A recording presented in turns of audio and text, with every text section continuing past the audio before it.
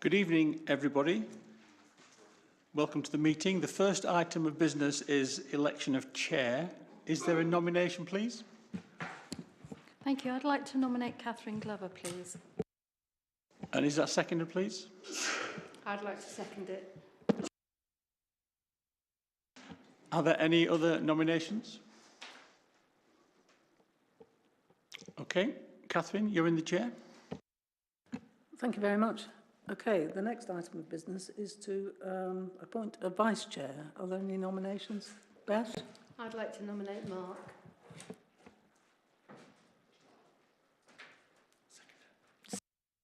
I was supposed to ask for a seconder. Sorry. Is there a seconder? Yes, thank you. I'd like to second it. Anybody else? I think Mark is the vice chair. Okay, are there any apologies for absence? Doesn't look like it. None that I've received, Chair. Right, minutes of previous meeting. Pauline. My recollection is at the last meeting I made the point that the communities that were being talked to were a bit light in terms of some of our minority communities. In particular, I mentioned the Hong Kong Chinese community, and it was agreed that we would reach out to make sure that we covered all the different communities in the borough, and that has not been minuted. There is something about that, though, isn't there? I'd like to request that both that suggestion and the recommendation that ran out of it are actually minuted. It's not minuted properly, Catherine. Okay. I'd agree with that. Okay. I had a comment as well, which is about the definition of a Marmot borough, which is at the top of page 8, and it only mentions the health and reduction of health inequalities. The second couple of lines. There's a bit more to a Marmot borough. There's several different parameters. But Beth. On a point of accuracy, on the apologies, it's not Tim Leon, it's Tim Lynn.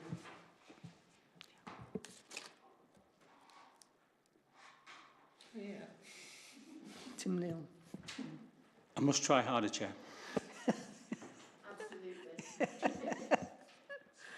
Okay. Any more?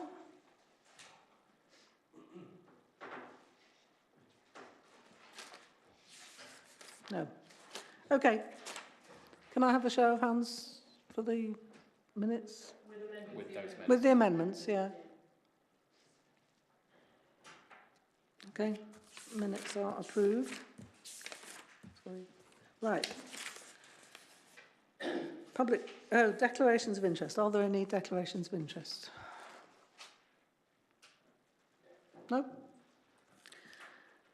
And I believe there are some public questions. Yes, as set out in the agenda. Yes. So, I guess we should take them in the order that they're in the agenda. Claire Hawkins has asked. Would you like to come up, Claire? Thanks.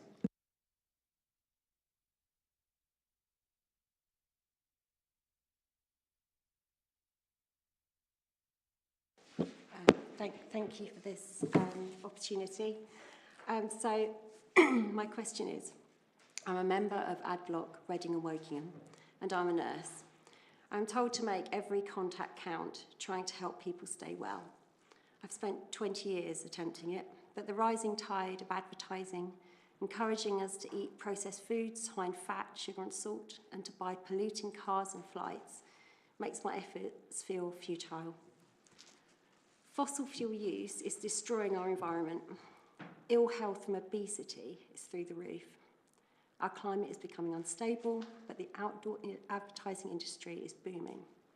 It's making profits for the big corporations at the expense of the health and well-being of every living thing. They sell us dissatisfaction and ill health, and the NHS and council services pay the cost. More places and institutions are implementing restrictions. A petition to ban fossil fuel advertising has triggered a parliamentary debate. We do not need to be encouraged to buy more self-destructive products, but we have no choice about whether we see the advertising on outdoor digital screens. In regards to banning advertising for fast foods and high carbon and fossil fuels, what progress is the Council making on its revised advertising policy? Thank you. Thank you for your question. Obviously, the advertising and sponsorship channels under the control of the Council only make up a very small part of the number of information and media channels available to our residents.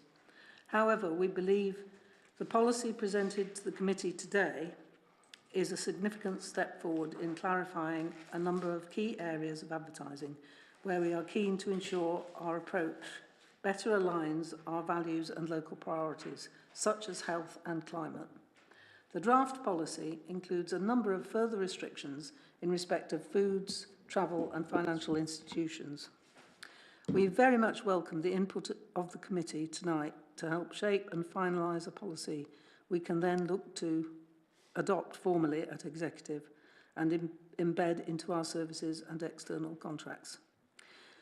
In specific relation to your points, the draft policy specifically excludes the advertising of petrol and diesel cars, fossil fuel firms, single-use drinks bottles and foods such as fried and fast foods, sugary cereals and biscuits. Those are just examples. The list based on categories defined by government bodies. Yeah, that's it. Have a supplementary.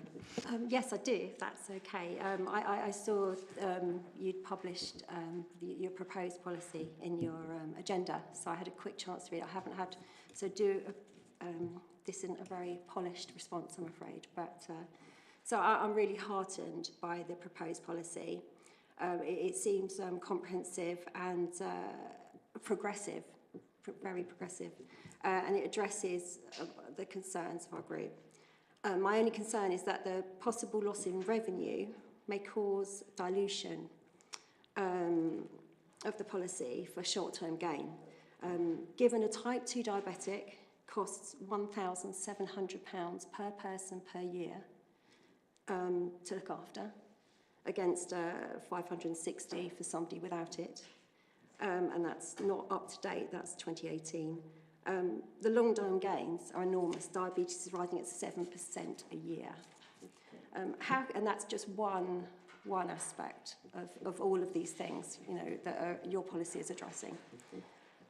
How can we ensure the long-term benefits to our health environment are not compromised by the short-termism of loss of revenue, and how much will the possible loss of revenue influence your dilution of this proposed progressive policy?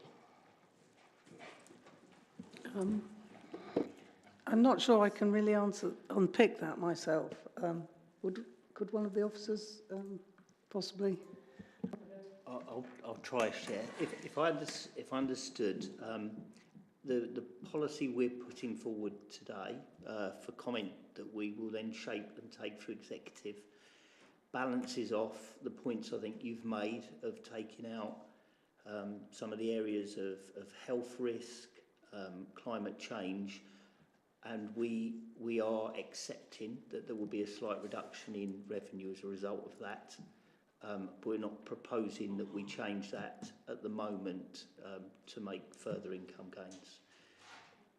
It was just in transparency, we have spoken to other authorities as well as our own media companies that we work with. Some authorities where they have higher footfall have made these changes and not seen reductions. So we would hope as we go through we learn from that and consider, you know, further impacts in further reviews going forward. Thank you very much. Thank you.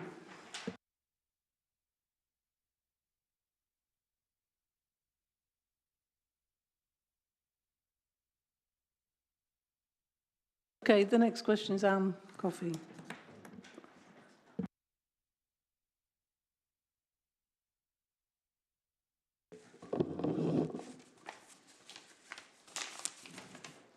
Bearing in mind that carbon dioxide and other greenhouse gas emissions from fossil fuel usage continue to rise and heat the planet, Can the council tell us if there is anything in their contract with Trueform that could prevent the council implementing a more restrictive advertising and sponsorship policy within the time of the current contract regarding the content of advertisements such as those for fossil fuel companies, their related products and other products harmful to health?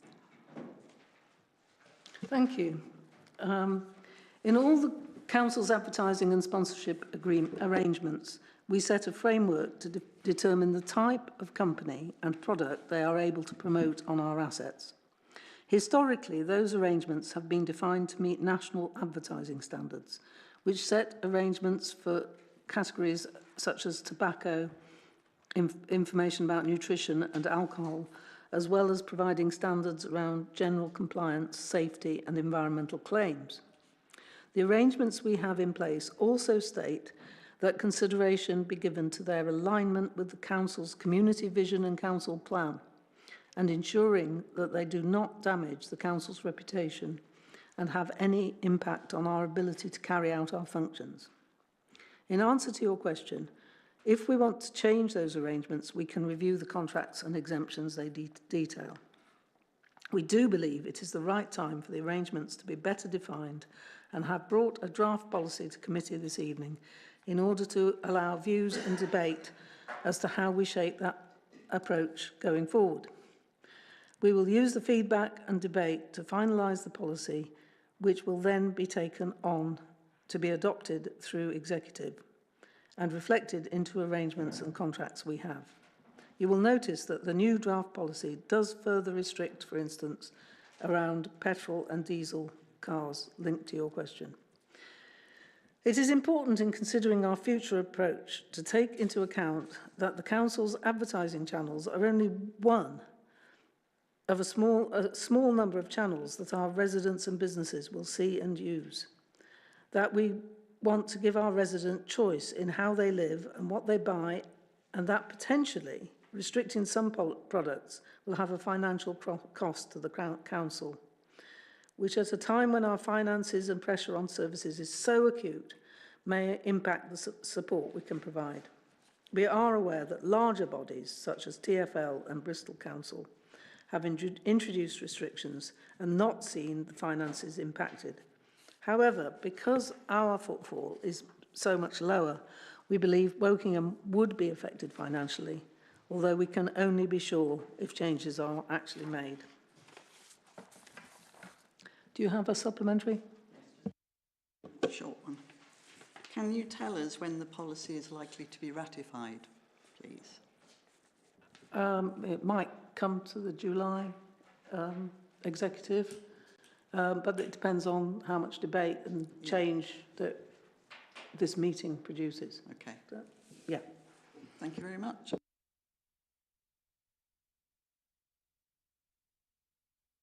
Okay, Helen Wright.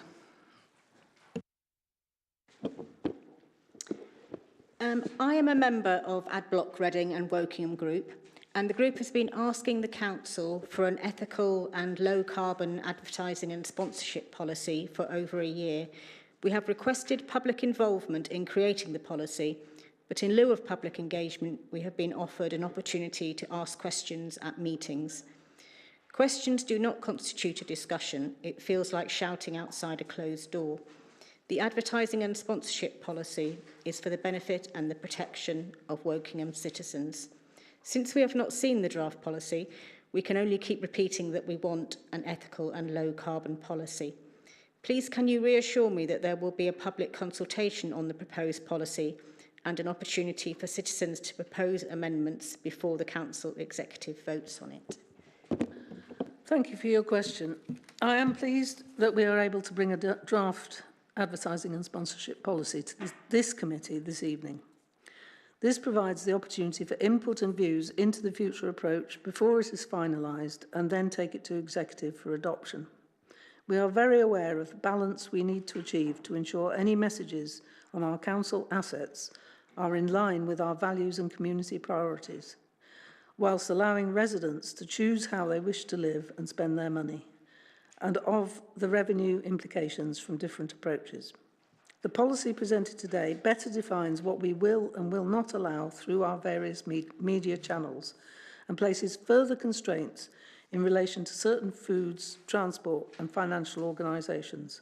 We welcome the input and views from the committee to help us shape this policy.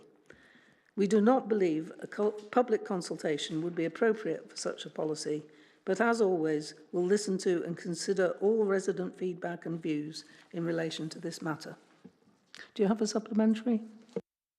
I was only going to ask when the draft would be available for the public to see, or will that not be at all? Well, the draft is available.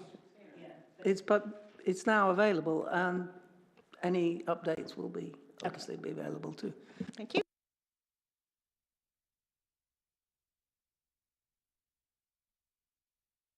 I think we probably should have said already that we've changed the order of the agenda, so that we're going to do this item next. Yeah, sorry, I'm too short-sighted to see that. There are a couple of procedural things. There are no town and parish council questions and there are no councillor questions. So now, if you're happy with that, then we can move on to the advertising policy. Yes, yes. We're going to move on to the advertising policy now. Okay, so who's going to present? Sue Graham, isn't it? Yes. Yeah. Thank you, Chair. So as we've explained already, what we've brought here today is a draft advertising and sponsorship policy. To date, the Council hasn't had a formal policy. It's acted to national guidance and standards, which is predominantly around things like tobacco, alcohol and gambling.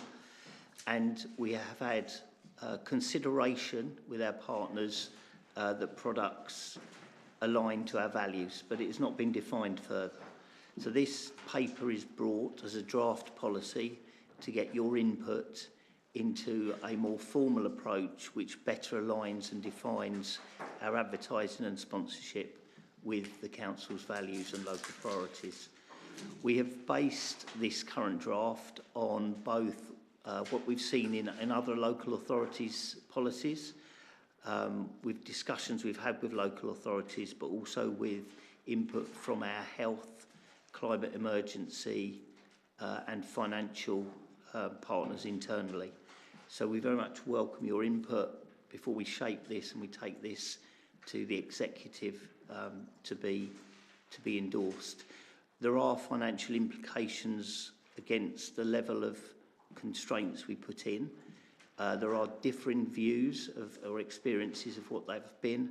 Predominantly in high footfall areas, that financial impact is much less. And certainly the advice we've had is that in Wokingham they would be more significant. But we've explained the impact on having no restrictions to against what we are proposing, and then if they are taken further in the report. So we welcome your input and thoughts for us to shape a further version to take to executive. Thank you. Thank you, Graham. Okay, Pauline. Thank you, Catherine. I'm concerned about this. I actually brought in the original advertising on the website, and I think the process that we used then, which is to follow the national guidelines and also remove anything that was viewed as dangerous, really, which is things like gambling and that sort of stuff, from advertising, was fine. This feels to me like we're trying to make the policy up ourselves without doing sufficient research. So we're picking on aviation, but we're not talking about cruising. And yet the cruising impact per passenger is actually worse than aviation. And also you could argue that cruising is more elitist, so your poorer residents have got less choice. So we're picking on aircraft, but ignoring cruising. And I think we probably should ignore both of them, but that's beside the point. Fashion is the second most polluting industry, according to the UN, in the world. And yet we're silent on that. We're not talking about fast fashion advertising. 40% of global emissions are produced by building, housing and cement production, but we're not looking at that either. I just think there is a danger here that we're trying to create a policy without understanding the entire remit in sufficient depth, because it's really something that's too big for us to do ourselves, and I'm very concerned that we're just picking on things that we think might be of interest, but not really doing a thorough job of deciding which things are really a problem and which things aren't. So that's my 2 pennies.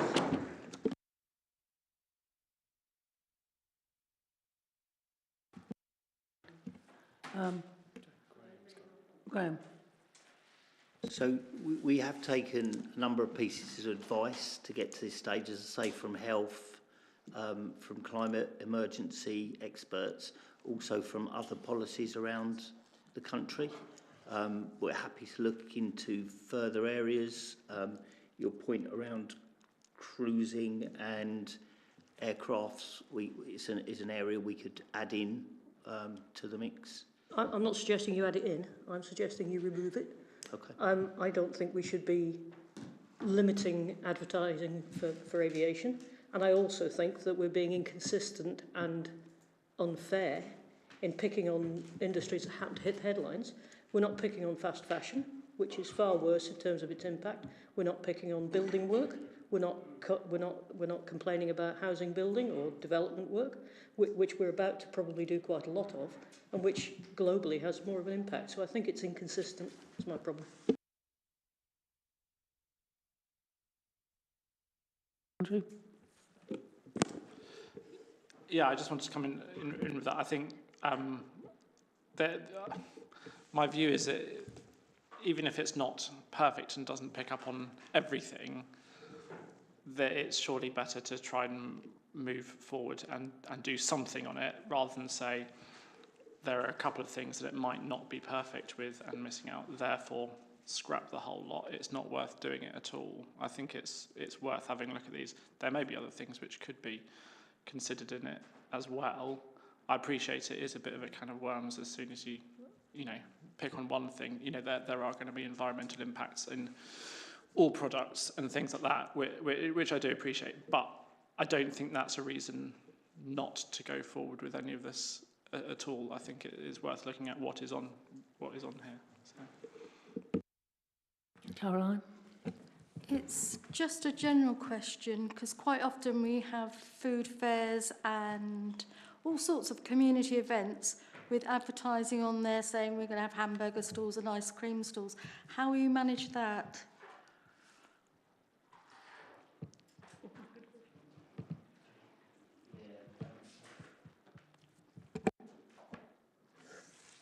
Yeah, I'd need to take that away. So our internal comms is slightly different, and certainly in part of the policy, we say about where it's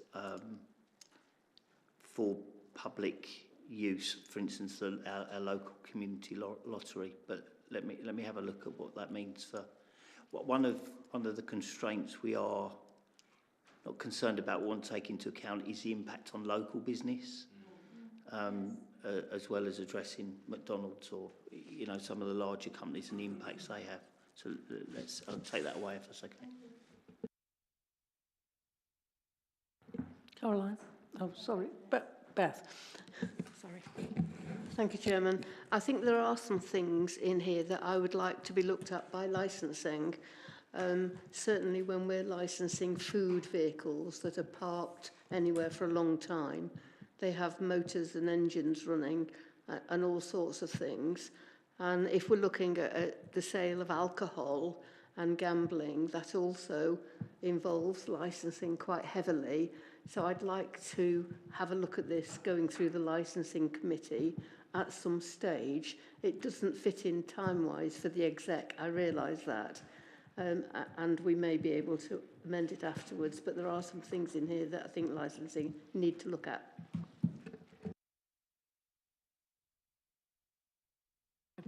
Just is that in terms of our approach to licensing vehicles rather than the advertising of those vehicles?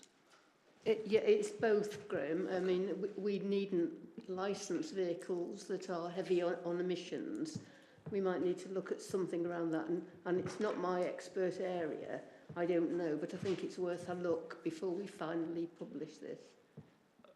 Okay, so I need to speak to licensing. Can you speak to Kieran? Yeah, it doesn't sound as if it, and I may be misunderstanding it, but I don't think that would change this policy. Okay. If Just I'm have a picking look, it up, yeah, but I can certainly feed back. Yeah. Yeah, no problem. Okay, I think Pauline had another. Thank you. It's not my area of expertise either completely, but it was my husband's. It would be very good also if we're going to start dipping our toes into this sort of thing, if we look at the full carbon impact of things rather than just a superficial view of emissions.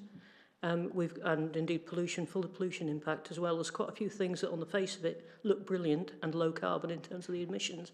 But when you look at the total amount of pollution produced during the life cycle of producing these things and digging up the raw materials that actually are used to produce them, you end up with things that are not at all environmentally friendly compared to things that you're happy to ban. So that's another thing I think we've got to be better than superficial science, I think.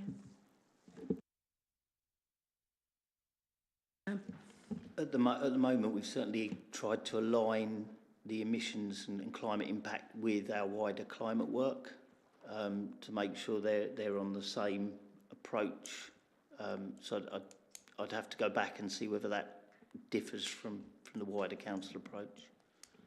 I'm particularly interested in what they do in terms of full carbon impact, heavy metals, that sort of stuff. You can quite often find things that look good when you dig below the surface, excuse the pun, are not very environmentally friendly at all. Another example could be some of the alternative generations that are done, where we're using quite a lot of heavy metals in batteries. We're using quite a lot of non-recyclable materials in making wind turbines. We just need to be careful that we're not doing something which is negative whilst trying to do something that is good.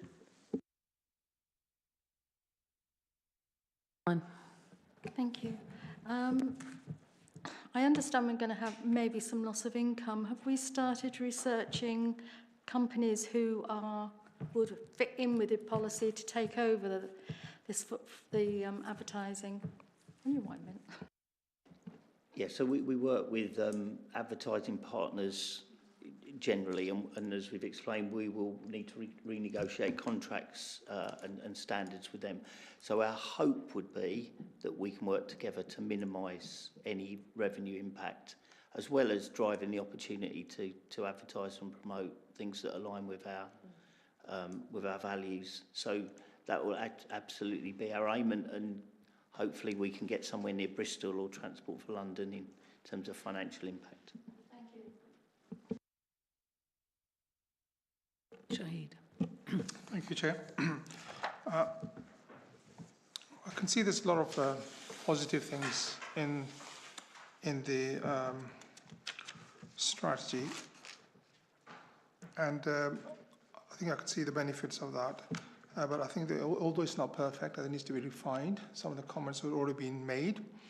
I'm just thinking that, the amount of revenue says it will be decreased and potentially 173 per annum. What are the thinking behind that, and what basis were used to come to 173? I would have thought actually it would increase rather than decrease. But I would just be interested to know what the thinking behind to come to this number. So the 173 is based on their current assets. So I think it costs bus shelters, etc. We've obviously discussed potential changes with the companies we work with, and the reduction is what they estimate not having those companies would have.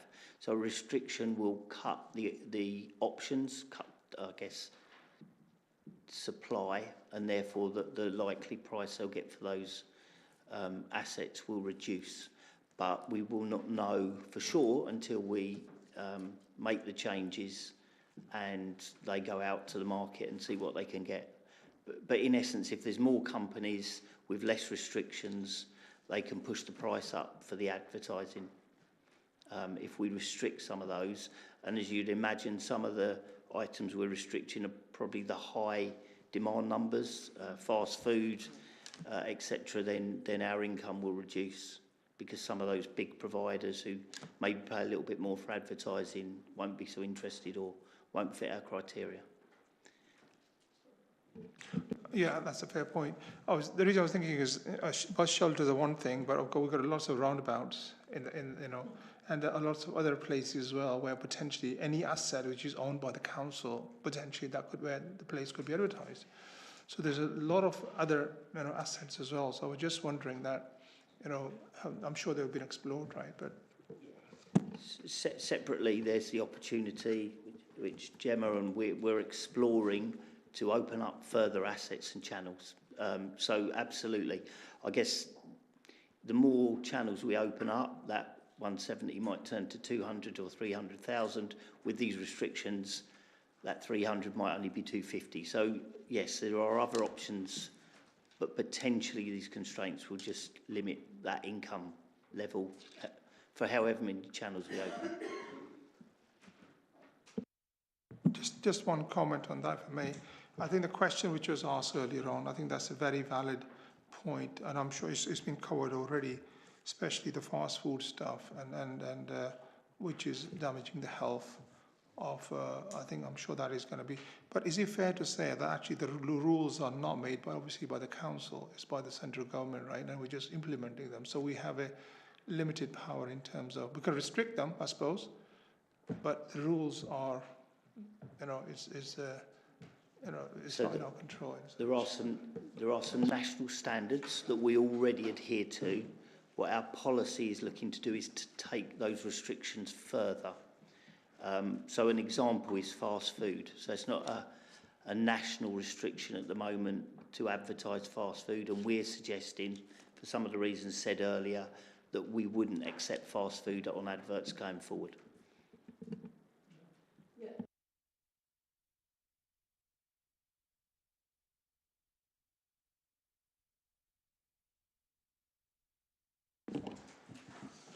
Thank you for this, Graham. So clearly I agree with limiting the promotion of less healthy food and drink. This might be going slightly away from the topic, but I hope you'll bear with me. Considering the food outlets that are within our control, thinking of something like the cafes at Dinton Pastures, if you look at what we are offering our residents there, it's pretty much everything on these lists. So in one way, we're trying to be, promote our values hugely by restricting advertising, but we seem to, do the talk but not the walk. You go there and you buy crisps and fizzy drink, ice cream, sausage rolls. So I think possibly from this, can we go away that we can't just be trying to promote ourselves as being a council who takes healthy living very seriously through this, but we also need to look at the actual way we enable our residents to make healthy living choices. We can certainly take that back. As you say, it's a bit wider than the advertising policy, but we can certainly take that point back. It's a lovely cafe and I go there myself, so it's nothing against them, but we have a lot of, that's not the only one, we've got other facilities like that are completely within our influence. Okay, Andrew. Yeah, I just wanted to ask about how the restrictions work. I read some about it, I can't find it on the agenda, it might have been some on an outside document. Is the restriction based on the products which are advertising, or is it based on the brands? I'm more thinking of if there's, McDonald's post saying, let's do a big advert about our apple and grape bags and stuff and just put that on an advert. Would that be permissible? Because my sort of follow-up question is, if that's a yes, is that something that can be looked at within that? Because it could be that that healthy product is advertised, but as we all know, people don't go to McDonald's just to buy an apple and grape bag. And actually, if it's getting people into those places, that probably doesn't fall into those categories, I would have thought. So at the moment, it's very much on the product. So the example you give of the apples in McDonald's would be acceptable. And with those adverts, does the council okay every single thing, or are the broad principles given to the company which oversees it and they make the decisions on the council's behalf? Is that how it works? Yeah, we would define it. I think if something came in and it was in a grey area, they would come and engage us and discuss how they felt. But yeah, that they manage it for us against the criteria that we set and the framework that we set. In essence, it's our, I say risk, but it's our financial impact more than to them to some extent, although they'll probably have to work harder or, you know, find more companies to sell the advertising to. But the impact's more directly on us.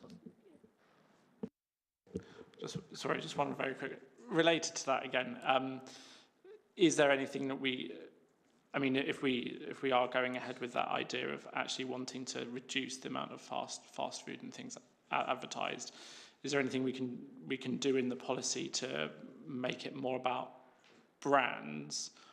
Or I guess the second part of it, the example I gave with that, is that actually a realistic example? Or if we put these restrictions in, is that going to be enough to put off fast food brands even wanting to sort of try and advertise on it? I might ask Gemma to add to this. I think the example he gives is a very real one of people going in for one thing, but I believe there's talk in next January of some more national guidance, which might be more along those lines. We could put in for companies as well. My advice, I think, would probably to go where we are and see what that guidance that comes in January. But yeah. So the foundation, thank you. The foundation of this policy is national legislation that's is planned to come in January 26, which is for online and television advertising after 9 o'clock, but we have opted to adopt it as part of the foundation of the policy. We understand that what they are now looking at, which is the reason for the delay, is that they are looking at brand advertising, so ways in which we can restrict McDonald's as its entirety as a brand.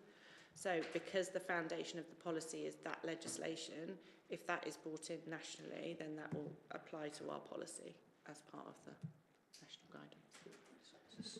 So, thank you, Gemma. So it's something we would continue to keep under review for a number of reasons, I guess, and further develop. But it's probably your point earlier on about bringing incrementally and reviewing the actions. Pauline.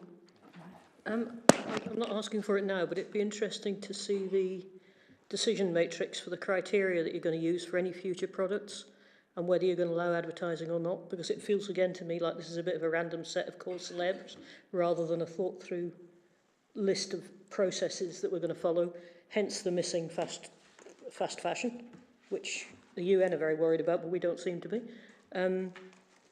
So I'd like to see that, please.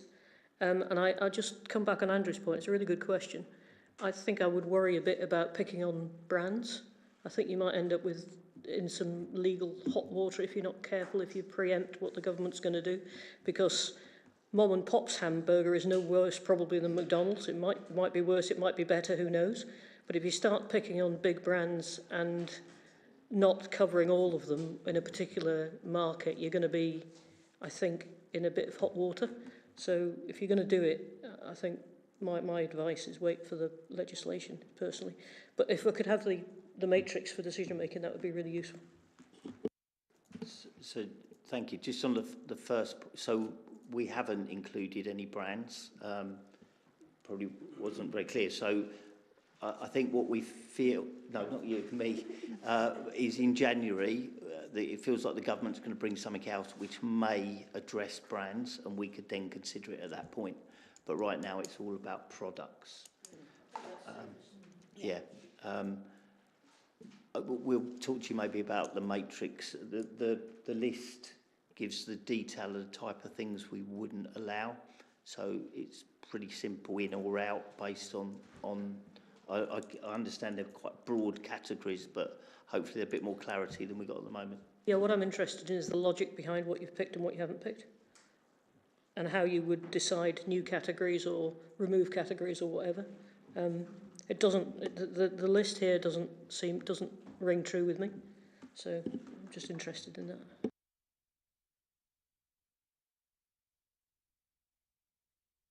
Don't have a look in yet. Sorry, Dave. So I'm right in thinking that this goes beyond the national guidelines and policies and it is aimed to be more stringent. And because it's more stringent, there is a concern that the council could receive a relatively significant loss in revenue. With this council being very, in terms of all parameters, low in the deprivation index and the changes that are going to make to the funding, do you think that this is financially sensible to be doing at this time, given the future cuts that we could well receive? Or do you think it's prudent or not?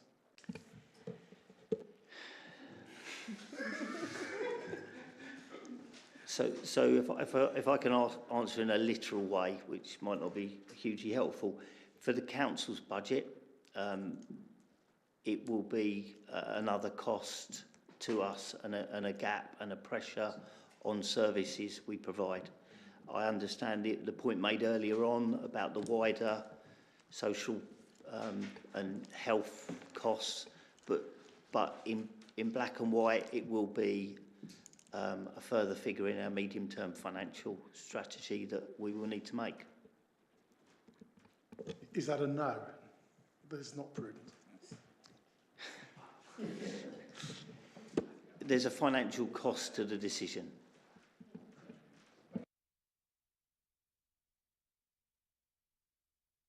Shahid. As you said, the 2 points which I wanted to make, Pauline has already made, right? The criteria and the point on comment on Andrew. But just one comment, if I may, and obviously the government guidelines we wait for. I'll be very surprised, actually, they will include the brands, because that will open up so many legal apples. And I don't think anyone with that might will actually go that particular route. Yes, product is workable. So what I'm hearing from is that if it's a McDonald's, for example, apple will be acceptable, but crisps and fries will not be acceptable, right? So it's a product based rather than the brand based. That probably makes sense, right? But brands, then McDonald's will be up against sue, and they can actually potentially sue the council as well. And I don't think we're going to go there. Mark? Briefly, I mean, when you get folks like Clear Channel doing out of home, they'll often go for the path of least resistance as well. So it's when you're getting, I'd agree with Pauline and Shahid, we can't go down to a brand level because then you've got Diet Coke. Diet Coke is sugar free, but it's a carbonated drink. Therefore, you end up in this unholy mess. And it's the same with things like McDonald's, who you're advertising an apple. So they would go off and have, here's a bag of apples with a great big Golden Arches logo. Other fast food companies are available, not just picking on them. But then the trouble is you have the subliminal impact. You're actually, although you're advertising a bag of grapes, actually you're advertising McDonald's regardless. So you end up not being able to do it. So I think what you also end up with is these companies know how this works. Clear Channel, for example, I have no idea who we're using, but I'm picking on Clear Channel because I've worked with them for years. But you get folks like Clear Channel and other operators who will just go broad sweeping bans. We're not going to target this. We're not going to do this. McDonald's know where they can advertise, for example, or Burger King or other fast food chains, which would tend to be massively high footfall areas where they're permitted. You don't see them advertising, for example, at stations because that's done through Clear Channel and the restrictions that come into play. So I think it's an emotive subject, and I think we're adopting the national policy, which we know is likely to change with new guidance coming in a new year, but we're looking to bring in something now that we don't have that gives us a model of protection, a model of direction, that we can then go off to the providers and say, that's the matrix. There's some questions around, do you include other categories or not? Fast fashion might be one of them, the cruise industry might be another one. Building, for example. You end up with this everything, and if you take everything to the kind of the full carbon life cycle, then you probably might not do EV cars, for example, or you might do. It depends on where you put the matrix and where you put everything else. Do you include airline advertising if it's powered by SAF, for example, versus powered by normal jet fuel, whose name has just escaped me? So I think, It's not the same, it's just different source. yeah, and it's, yeah, and I'm agreeing. I think we're all saying the same thing. I think the challenge here is I think we need to have some certainty in a direction. whilst we're waiting for government guidance to come out, I'm actually at a conference on out-of-home digital advertising next week. If I find anything out, I'll let you know. And I think it's one of these ones of having the adopted national policy with the few other things that we're putting in here. I'm very glad to see, for example, payday lending, anything like that, that's out, and that's absolutely right. I'm quite glad to see the list of restrictions. I think there's probably other categories that we can put forward to a response to the exec, so please also consider these things, and I'm not sure the right method for capturing that back and feeding that back into the exec process, but I think as a starter for 10, for something that's under, it's evolving with new government policy, expected whenever that might be, this is a starter. That's why the matrix will be useful, because then you've got a structured way of making a decision rather than an ad hoc way of making a decision. Yeah, I'd agree with that as well. I think I'd quite like to see how we would consider future items beyond, you know, if we're going to deviate from, if we're going to just go, we'll adopt national policy, then that's fine. But what we're saying is national policy and then some. And I think I'd just like to see, and then how do we determine what the and then some is, just because it helps to shape what we're going to do in the future. But I'm grateful to see the policy because it does give direction, and it does give that clear sense of what we're going to do with the providers that manage this. I think I'd like to get an update later on in the process when we know what that looks like from national guidance changes, when that's due to come in, and what that might mean to variations on a policy, because we, you know, if this goes to the July exec and they adopt it as this, then it's going to amend as future guidance come in. So I think I'd like to understand quite clearly also, if this goes to July exec, or August exec, or September exec, whenever the next one is after that, how do we then amend it for when the next set of policy guidance comes down, or when this, because I don't think they'll go brand level either. I think they might go broader category level, but I don't think you're going to see government taking a position that says McDonald's, Burger King, whoever can't advertise, British Airways can't advertise for X, Y, and Z. So I'd like to understand how we'd amend this policy onto the next stage once the next set of government guidance is released on what this might be. Sorry, that was a very rambling point, but I think that makes sense. Graham? Thank you, Chair. So just in terms of how it would evolve, if national legislation came out about what that looked like, automatically we would adhere to that, and that would be an automatic process. If we wanted to add further bits on, we would come back through executive, maybe, back through here potentially to bring in any further amendments. So I think we'd certainly muted about something we'd certainly review either annually or biannually, or if something else changed in the meantime. But it would be about, as we do with most policies, reviewing them and bringing them back, either because of a circumstance or because it's a couple of years or years past.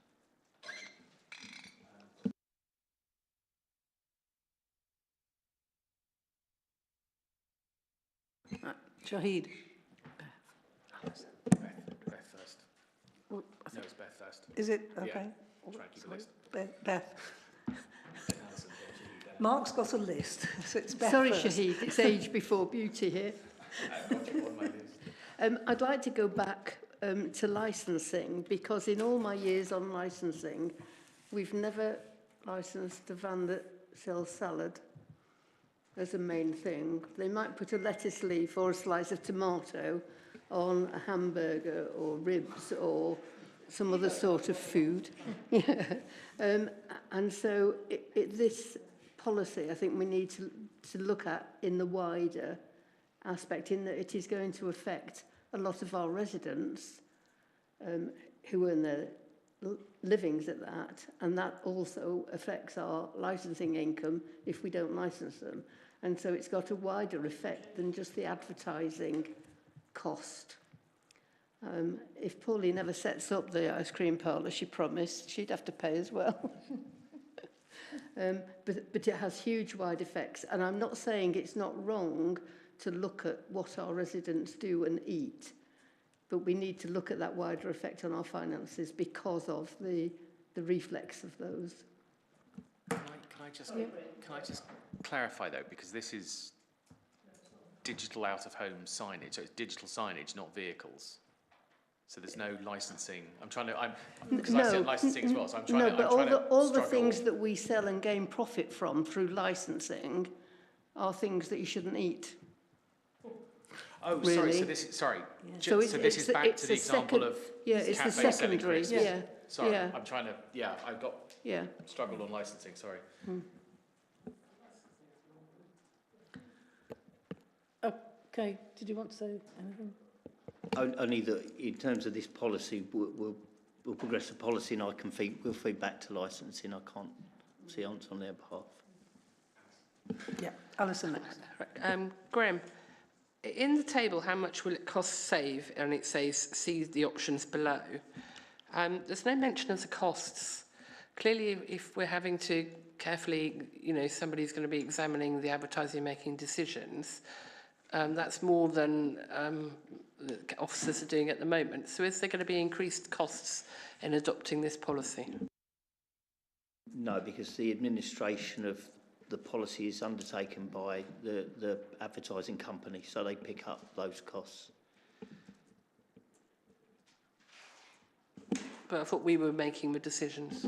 So we'll define the policy and what's in or out, and then they will adhere to the policy in terms of speaking to different companies, accepting or rejecting what they're looking to advertise. So they do all that work. Gemma just helps monitor and manage the contractor. So maybe a little bit more of Gemma's time, but in essence they do the work to get the advertisers, to get the adverts, and to check that they meet our requirements. So you're just changing their brief, really? Yeah. Okay, Shahid. Just a comment, right? And then another 2 points. It's dichotomy, right? Whatever is actually considered as bad, but tastes very nice. That's what kids have them, French fries, McBurger, whatever it is, right? So the question is bigger one than actually the council itself. But the point, when Mark was saying, and Pauline, and we were more commenting about the brand and the criteria, but there's another angle to this as well. Take example of a brand, McDonald's. You can have Apple, but the big M, McDonald's, the first thing when you look at the logo, Apple is not the first thing comes to your mind, right? Yeah. So basically, Apple and McDonald's is known for, burger, right, or French fries, or whatever it be, right? So they could be very clever, have an Apple there, right? But actually, by default, the message has gone to the audience anyway, because McDonald's is not known for apples, right? So I'm just saying that actually they'll be very happy with that, putting Apple there and Big M, because they want to, their brand is being promoted. So I'm just saying that the companies can be very clever, but put what the council wants, but their brand awareness will get known, because they are not known for apples, right? I wouldn't go to McDonald's to get an apple. So I'm just pointing another angle to this.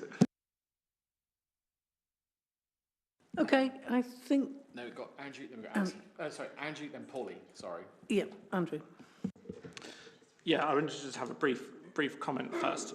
Coming back to Dave's point about sort of the financial implications, I noticed there's nothing here about the potential sort of investment in the health of people, and I know that's a very difficult one to calculate, but I suspect there could be savings down the line. I appreciate that we wouldn't necessarily notice that for 5-10 years or possibly more, but I think that is worth taking into account.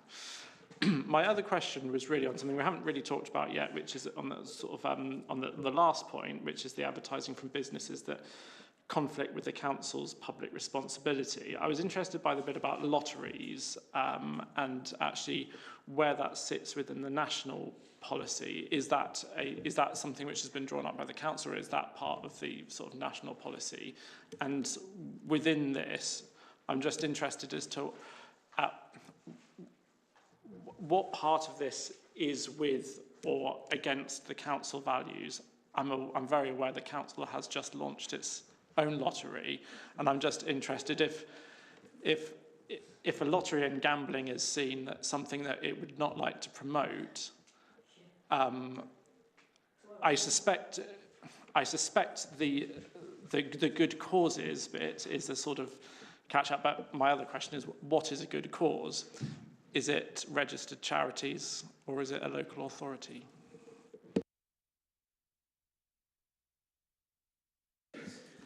The national standards set out about a lottery and gambling, and then we've just kind of added to it a little bit at the end. So for our community library, for instance, it's for good causes, and good causes actually has a definition which I can't quote for you, I'm afraid, but we can certainly look out.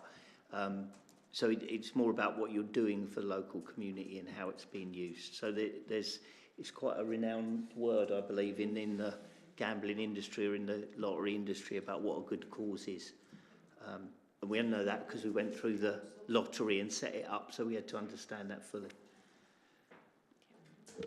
Which, sorry, if I can just come back, it would be interesting to... I appreciate there's lots of lotteries which are run by charities and things like that, which are good causes, which I'm sure we can probably all agree. I guess wondering, would the council one fall under that umbrella of a good cause? Would it be possible that the council would be advertising that lottery? It does, yeah. Pauline. Yeah, sorry, mine slightly links into what Andrew was asking, so Pauline's kindly said I'm going. So would we include the promotion for advertising as scratch cards? That, to my mind, that is a form of advertising. I've seen people spend money on buying those that, you know, they could have used for spending on essentials. That wouldn't be allowed under gambling. I think that would come under in the national standards, gambling, including under 18s, vulnerable. So that's sort of standard rather than we're defining it. Okay, but that could be something that could be defined within our Appendix A. Well, it's already banned. I mean, we can add it for clarity, but... Pauline. Thank you. Sorry to keep dragging this out. I agree with Andrew. I'm a bit uncomfortable with lotteries altogether, actually, in that the people who can least afford the tickets are usually a lot of the people who buy them. So I don't understand how we can have a council lottery at the same time as banning the promotion of lotteries, which comes onto the well, yeah, it's a bit dodgy, I think, and it comes on. I just read the title of this policy when I just flicked back over the page to write down the fact we need a matrix. It says advertising and sponsorship. So I recall the last time we had a careers fair here, and we had several aviation companies here offering jobs to local youths who wanted to work in engineering and in aviation. I mean, is that still allowed? Or is that something that is now no longer acceptable, bearing in mind its sponsorship? I really do think this is not necessarily being thought through completely. So what's the impact on things like career fairs? What's the impact on all sorts of things that we do all the time, which are actually good for the residents? Maybe we could clarify what we mean by sponsorship.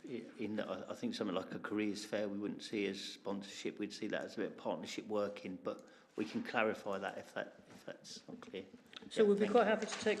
And the other thing we need to then think about, just whilst we're on that subject, is look at the fetes and fairs that we have. So we're quite happy to have them sponsored by, say, a plastic windows manufacturer, but we don't want somebody who makes plastic bottles. You know, it's a bit inconsistent, and I'm just a little worried that we're going to end up in a mess if we're not careful about the criteria for all these. So are we going to ban all people that have got plastic products from our local fairs, or...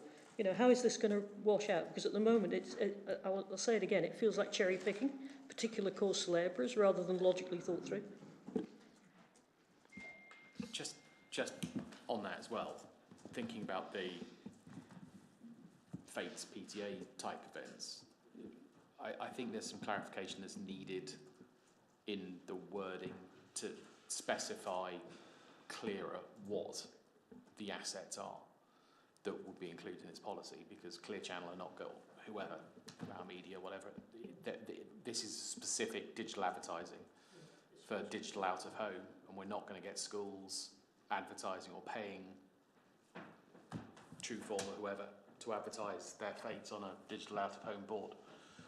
But they might choose to have their PTA sponsor a roundabout sign, for example, like that's a separate policy. But I think part of the challenge of this, which I think goes back to the point I think you were making, was if it's quite open in what this could cover, and I think the policy needs to be very clear to go, when we say sponsorship advertising, I think the sponsorship is probably the word that's causing some of the issues here as well. But what are the assets? Because if this is digital out of home is quite clearly understood by the agencies that are doing it.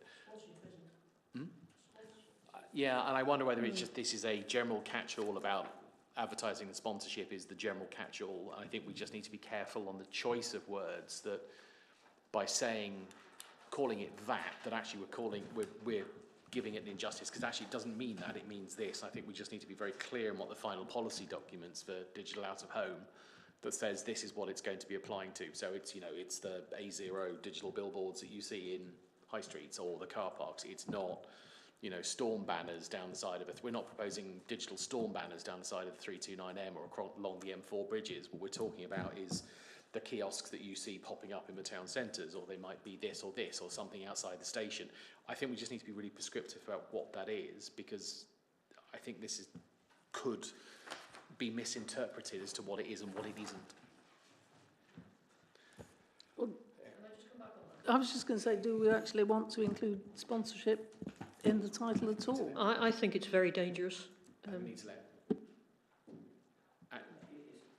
I was going to say, well, yeah, it makes perfect sense. We'll define it more clearly, both sponsorship and the advertising side. I'd rather not list the exact assets, because I think we're looking. I think I said earlier, but the concept, mate. Yes, that's really it's very helpful. Thank you. Yeah, I think the use of the word sponsorship opens up all sorts of cans of worms that you probably don't want to open up. I'll come back to my point, which is that I think you're cherry picking rather than doing this in a logical, consistent.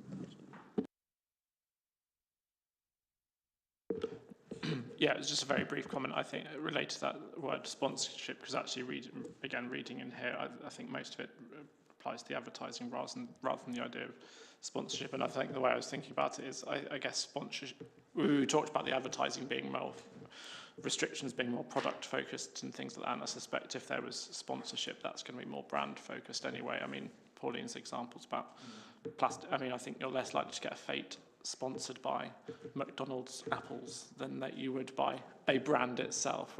I think that the point is it's going to be less a product within a brand, more likely a brand which would do that, I would suspect. But just to come back on that, depends on the brand. So I can think of a couple of organisations that we have sponsor local things that are actually very specific about what they are, because they're a very niche product that they provide. So I'm not happy with this at all.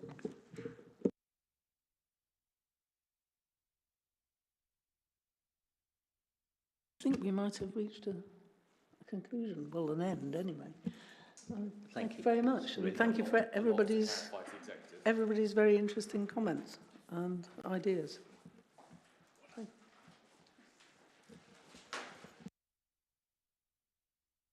Yes, what does happen next? We'll take the feedback back into the organisation. It feels that there'll be quite a lot of revisions and updates, which may mean that July is not possible, which would push it back to September.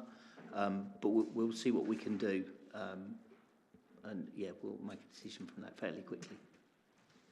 Okay, thank you. Right, thanks everybody. You may want to leave at this point because it'll get very boring afterwards. Sorry, Chairman, are we going to have a vote? Are we having a vote on this or not? Are we having a vote on this or not? There's a recommendation. Are we having recommendations? Well, I mean, I think, was there a specific recommendation you wanted to make, or that hasn't come out in the comments? Just a note. Particular notes?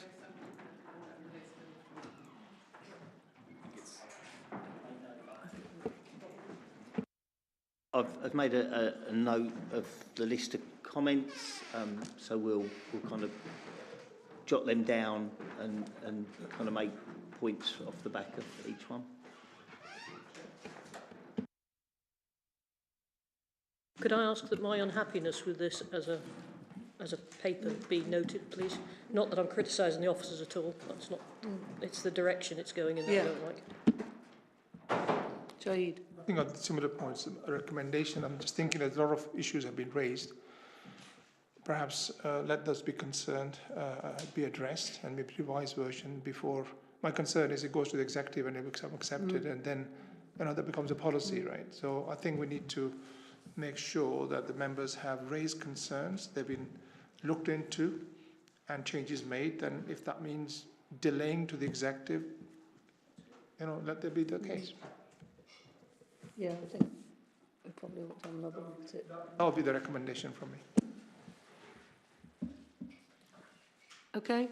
I mean, just adding to that, because I think when this goes to the executive paperwork and the agenda goes out for that our comments, which I'm hoping Neil has summarised and Graham has got, will then be included in the scrutiny's feedback to the executive for when they're considering that report as well. So our feedback should go into that agenda with our feedback. So then it's a double record of everything that's come back. Would it be possible for this to be brought back to our next meeting on the 22nd of July? Sounds as if it might be a bit soon. Graham? Let me have a look if I might and see what's involved. Some of it will be much quicker, as you imagine. Some of it's going to take a little bit longer, but let's go back and have a look at whether that's possible.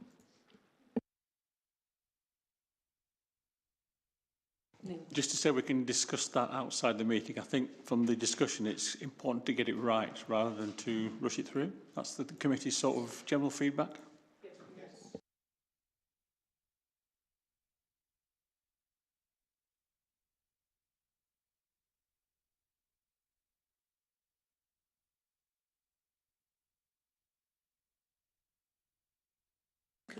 Okay. Page 13. Agenda item 9, the Q4 and year-end performance monitoring report, which Jackie is standing in for Sally. Sally, I am, yes. I'm here just standing in for Sally. So what we have in front of you is the Q4 and year-end performance report. Emily's here to run through it and just give you a summary. So Emily, I'm going to hand over to you. But if you've got any questions, then obviously come back to us. Thank you. So I think members are pretty familiar now with the format of this report and the KPIs that we've been reporting on for the last year. As Jackie said, this is the Q4 and year end. With the year end, what we've tried to do where possible is to do a comparator with the previous year, but obviously there are some new KPIs this year which won't have that comparative data. For Q4, we've got 6 red KPIs which are listed in the cover report. That's a reduction, that's gone down from 9 in Q3. And then for the year end, there are 3 red indicators, and that's gone up from 2 this time last year.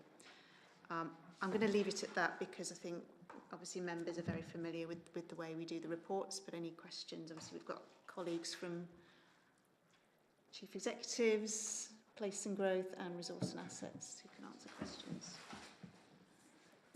Okay, anybody got any, shall we just go through it? Thank you, Chairman. I don't know quite how you intend to do this. I've got quite a few questions as we go through. I don't know what the best way is. I mean, we did try page by page. Yeah, we'll do it page by page. Okay, page 15. 15. To resources and assets. Well, that was the overview. Overview. What do you think we should start at page 22? Sorry, Sorry, it's I've got, not... depending on which version of the pack you're looking at, so it might just need to, if you can ask a question give everyone a second to catch up. Yeah. Because I think I've got, my report starts, the online version for this pack starts on... Page 22. Yeah, Appendix A is on page 21, first block's page 22, so... Start from page 21, then we can... Yeah, okay.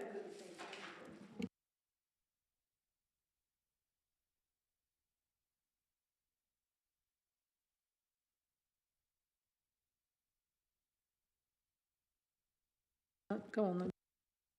Thank you. I was curious about RE3, and maybe I've misunderstood, but I don't understand how the actual can be 94.5% for a full year calculation when none of the individual quarterly measures ever exceeded 89.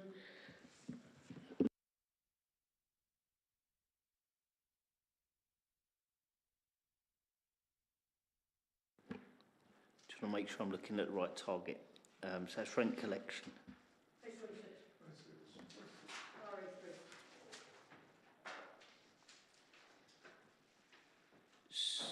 So yeah, it reflects the collection at the year end. I'll need to check why Q4 is shown different as year end. That isn't the question. The question is all the actual percentages are under 89 and yet the total percentage is 94. On the face of it, that's impossible, unless it's... Well, no, because it's... So the figure is cumulative through the period. So Q2 is Q1 and 2, Q3 is Q1, 2, 3, Q4 is 1, 2, 3, 4. So the bit I can't understand is how Q4 is shown at 87 and year end at 94. So, yeah, it's the same question, really. So it didn't actually say anywhere in here that each of the quarters are cumulative. I know that there was a difficulty through the year. It's a new indicator, if I remember correctly, and the indicator is probably set wrong in that it's as at that day what invoices are outstanding. So if we raise an invoice the day before, it's outstanding, but it's not really in arrears, so it doesn't really give you a true figure of what's just, waiting for the bill to hit the mat and then the cheque to cash or back payment probably now, isn't it? So I think that might be the difference, but yeah, apologies, I'll need to take that back and just check it out. I think that's the difference because we tried to reflect what was truly outstanding in arrears rather than just outstanding, but I'll come back to you.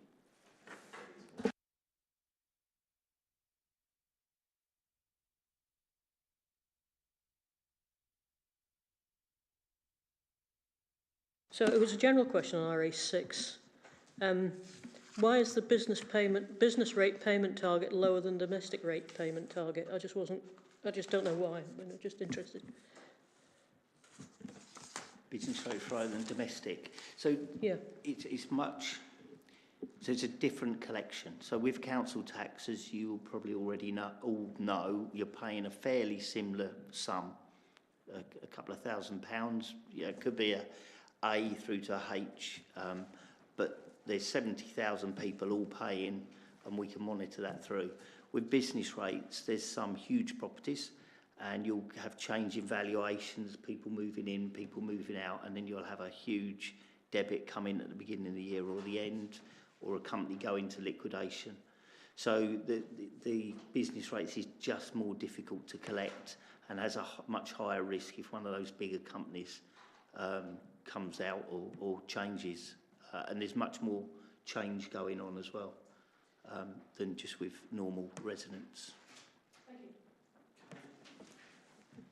you. Sorry, just still on RA6. How do we arrive at a target of 99.23%?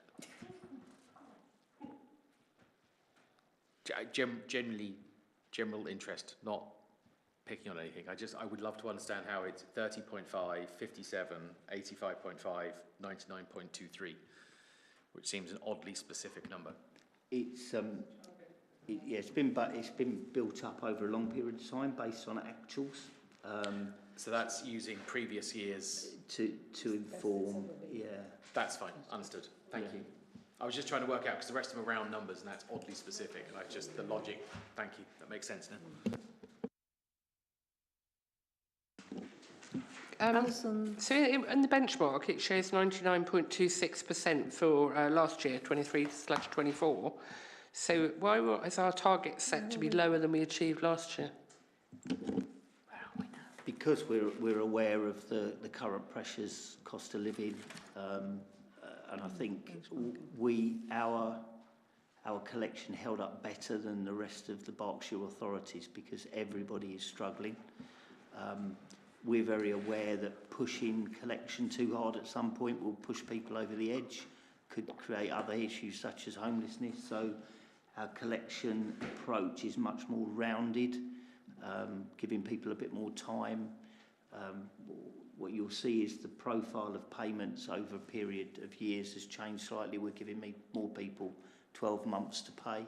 So it just reflects, I think we thought last year's will probably be a bit lower than it was the previous years, but there's just more pressure, and pretty much all authorities are seeing collection drop slightly or more than slightly because of the current economic position.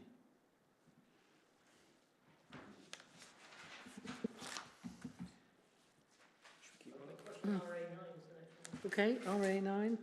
So RA9, I've recently had a resident complain about a data breach and got an apology.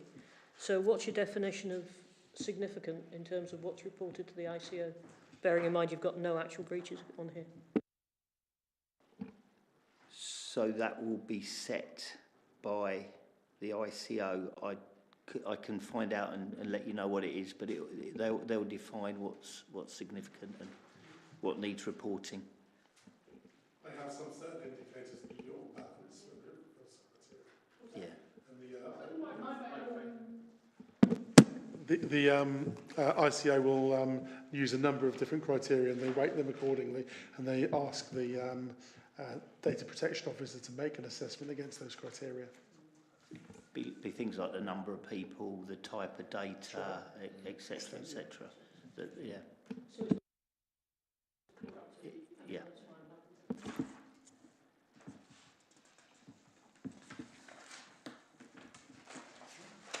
Next one's RA10. Okay. So RA10, I wasn't sure why the target was 1%, and I wasn't sure whether it was 1% higher or 1% lower or both. So if we're heading for a budget, do we think 1% higher is a problem?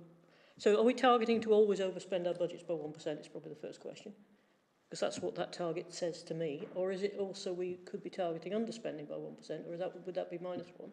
And why is it 1%? So 1% is set to be at which point our budget change is beyond a level at which we should take further consideration and review of what we need to do going forward.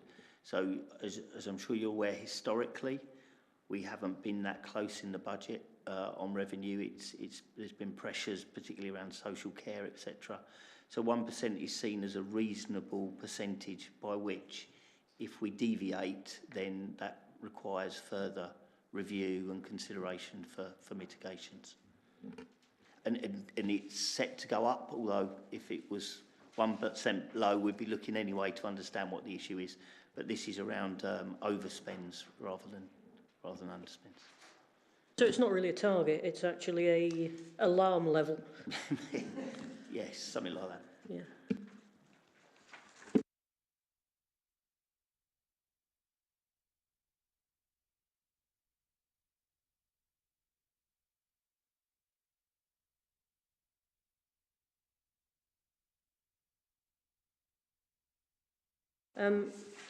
So I was surprised, given that explanation, that capital's got the same 1%, but maybe I understand it now actually, because capital always underspends, as far as I can see. Always snow ploughs, always underspends by, I don't know, 20%, something like that. So I was surprised the target was 1% rather than minus something.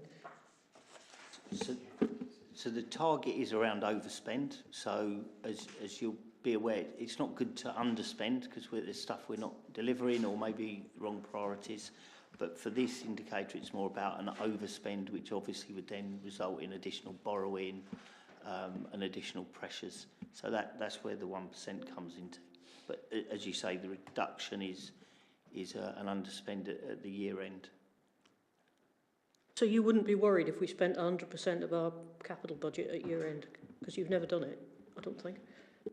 So if it was things that we've planned through the MTFP, so you'd be aware the MTFP has projects that are agreed, it has some authority to spend and some that still require the business case.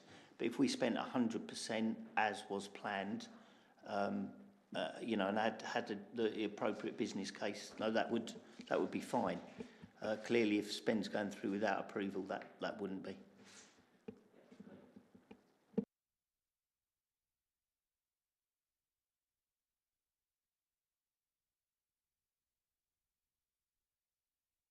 Clayton Grove? Pauline? Page 34 says playing pitch strategy implemented. What's that actually mean? The playing pitch strategy came here and then it proceeded on to exec, I think, didn't it, for approval? So that set out our likely demands and needs going forward. So in terms of its approval, I think that's probably the best way to say it. I imagine you say implemented means, you know, what's been delivered, but certainly the strategy was approved. We have a plan, and we'll work around delivering that with future reports coming forward through the normal mechanisms, including this committee and community and corporate ONS. I think the word implemented is a bit confusing because... Should it be deployed? I think it should be approved. Deployed, did you say? Well, you've deployed the strategy, I mean, but you haven't implemented the playing pitches. Or approved. But I appreciate it's, you know, implemented suggests something on the ground, doesn't it? Which it now is the strategy. Yeah. Yes. It's been approved by the executive. Yeah. Yeah.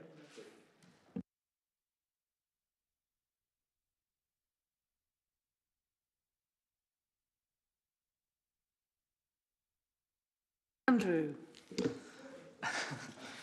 I was just, it was sort of a comment on PG2, mainly that this just looks really positive, I think, on this one, the number of households in emergency nightly let B&B accommodation. My question really is just,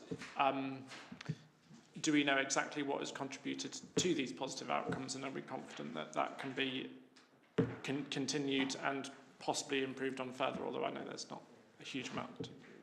Yeah, like with all these things, there's not kind of one single piece of work or action, but what has been critical is the approach of the team in terms of managing demand when it comes into the office, at that point in time managing it well, being really clear about the preventative services we've got in place and trying to action as much as possible early so that residents are not in a point where they have to then use B&Bs, etc.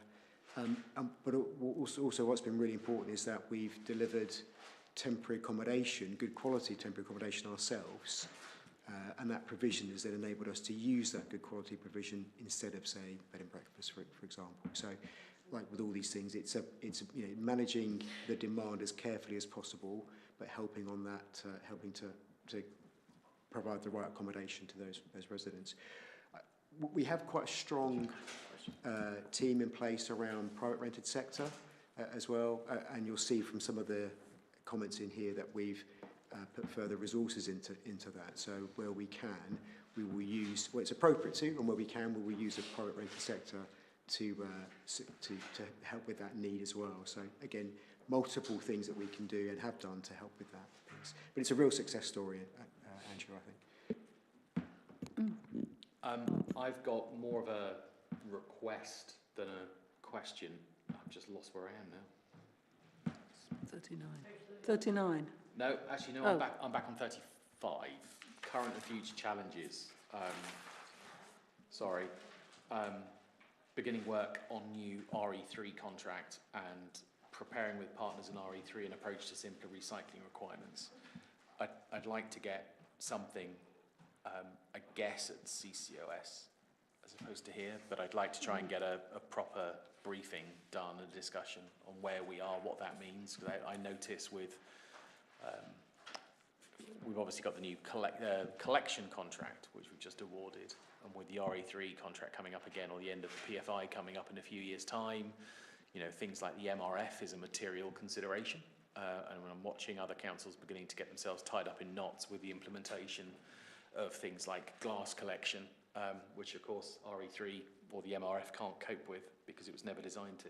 So I think I'd like to understand what that means, and I'm watching our neighbours across the border currently proposing to spend 2 million implementing a wheelie bin collection service for glass, which is the unintended consequence of an enforced date by which you must have curbside collection, which is kind of going, we have to do this so that we can hit that date, rather than going, how do we design a system that enables us to do what we want to try and do? We're almost being forced into a kind of a knee-jerk reaction because there's an arbitrary date. So I think what I'd like to say, I'll yield to Pauline after that, is I'd like to get, at the earliest possible opportunity, to CCOS, I guess, that. I think it's already on the work programme somewhere. Chief, if I can come in, yeah, so at your next meeting, there will be a report on simpler recycling. So at the community, 7th of July, I think it is, it's on the forward plan, and we're on target to deliver a paper on that. I'm just trying to think on the forward plan if there is a future point for RE3, and I'd have to check that, Mark, and come back to you, but I can understand the need to do that. The contract is 2031. It's a huge, significant contract, and in the scheme of things, 2031 is not that far away. Got time, but happy to put something on the forward plan. Perhaps we can pick that up at the next meeting as to when that's appropriate to put something for RE3. I only ask because I did some of the pre-scrutiny work on that and the legal review contract when PFI kicked in, so, or before actually PFI even RE3 kicked in. Sorry. Just on that, I mean, I think that's a very good example of poor regulation. Instead of regulating for an outcome, which is we want you to reach blah % of glass recycling, which would have left us able to choose how, the government have told us how, even though the how will cost an awful lot more than if we'd done it a different way. So we could have done all sorts of different things that would have, I mean, our glass recycling is already brilliant anyway, in terms of percentage coverage, but getting a little bit percentage more, we could have done all sorts of things, instead of letting us choose how we do it to get that percentage up, which might have been something like providing assisted collection for people who can't get to glass banks at the door and leaving everybody else to use the glass banks. We've been hit by a regulation which seems to me to tell you how to do it without understanding the problem, and leaving you in a position where you're going to have to charge the council taxpayers potentially an awful lot of money to achieve something that could have been achieved much cheaper doing it a different way. Nonsense. I mean, I've seen that in my own industry. Yeah, I think we should keep this discussion for CCOS. Yeah. Thank you, Chair. Sorry, going back a little bit onto RA2, which is the investment return from commercial property. This, after a long discussion at a previous meeting, Graham Ebers confirmed that this is a gross number. I would be very interested in understanding the net number. Sorry, this is 24 or 25 RA2. So this return doesn't include potential significant costs like refurb or maintenance, or it's just the contracted return on the commercial properties, which I don't think is a fair reflection of the actual return, because in my view, if you were running a house, you would have to include the costs of maintenance and everything else. If you were saying this is the cost of my house, which we don't do here, so in this gross cost. So again, I would put that request for an adjustment or a new KPI to include the actual rate of return of the commercial property portfolio.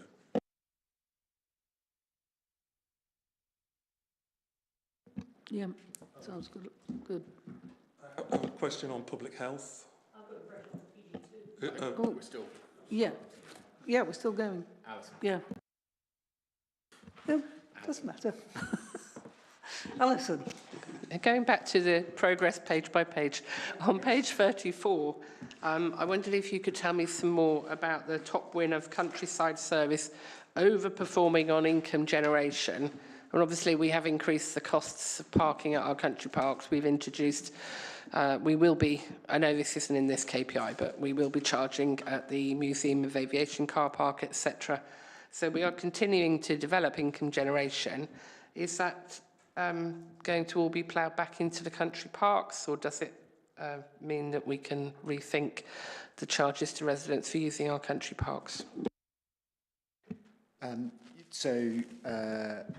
The income generation mainly from car parking income, and you'll know that already in the existing MTFP there's I think a 40,000 income from the aviation car park as well, so that's already in there. In terms of will it be ploughed back into the service itself, parking income from our private car parks can be used to support wider services. Car parking income from on-street is limited to the transport kind of world. No, I've been told in the past by officers, which I've passed on to residents, in the parking fees at the country park, you know, if you Dinton or California, that is used specifically for the country parks. So by parking there, you know, the money you are paying helps, you know, conserve and improve the facility that you're enjoying using. Is that correct? I think that's true, but not exclusively. So income generated is income generated by the council, and there are many income generating activities. Well, we spoke about one earlier in terms of advertising policy that will give income to the council, which is then used on all of its services, and not exclusively onto the country parks, no. Yeah, sure, Pauline. Yeah, I recall when that was said, it was when Angus was the exec member, that was a matter of Conservative Party policy when we were in charge of the council, that we ring-fenced the income from the car parks to benefit the country parks. Obviously, this is not it's unlike the parking fees on the street, which is a legislative thing. This is a matter of policy, so obviously the policy's changed.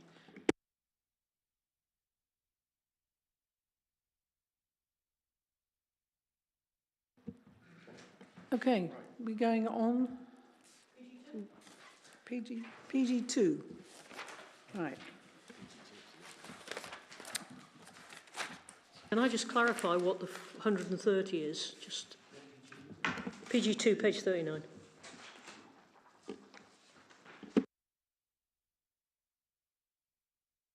No, I'm asking, can somebody clarify exactly what the 130 actually is? Because I don't think it's the number of households in emergency nightly B&B accommodation for the whole year. I think it's something else. I suspect it's the number of people we've housed, but... I'm just reading the note underneath. The full-year total is the total number of placements throughout the year. The quarter figures are based on those placements on the last day of the quarter. So the 130 total number of placements throughout the year. Placements could, I'm reading this as placements could be more than one night, if that's, yeah. Sorry, George, I'm not... So what's a placement? Is it... So I would expect most people going into emergency accommodation end up in B&B overnight because domestic violence and all that sort of stuff, you're going to suddenly ring up and say, I've got to leave, and then you've got to find somewhere to put them whilst you sort of the proper process and find them a decent home. So I wasn't clear what the numbers actually were talking about. Are they the number of people placed per month, or are they the number of people who aren't placed per month? And is the 130 the total number of people placed all year? In which case it doesn't add up. Okay, well, let me take that away and come back to you on it, and just to get the exact figure. And then we can make sure that in future reports there's the note is a bit more detailed in terms of its explanation. Thanks, Pauline. Just wanted to add to that. The way I'm reading that from that note at the bottom is that it's saying the quarterly figures are those in the placement at the last day of the quarter, which suggests it might, you know, whatever the last day of the quarter, there was only 2 people on there, but there could have been 30 people within that quarter. I just wonder whether the actual the data reporting could be improved on that to reflect the total number of placements, because that looks like, me reading that initially is, oh, only 2 people in the whole of quarter 4 were placed, but if it's 130 across the year, it could well be more in that quarter, but just not many at the end. So. So I read it the other way around. Because the table was entitled number of households in emergency nightly B&B, I thought, oh, that's good. There's only 2 people in emergency nightly B&Bs in quarter 4. That's very good. And then. But it's the last day of yeah. Yeah, it seems a bit pointless, really. Yeah. So if you can explain it, yeah. It's not transparent. Well, it's too difficult for my brain anyway. I think there is a note at the bottom if you're talking about this number 130.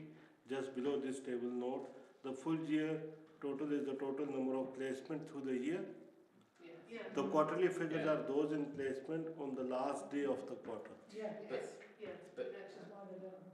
But just from my perspective as well, I'll check on the data and come back to you. We're tracking a metric where it says we're tracking a metric where it says 2, where actually 2 is good, but it could be 50. So I think it's just that metric, that KPI needs some rethinking for the next round. Yeah, just change the title of ways to say on the last day of the quarter, because otherwise it doesn't tell us.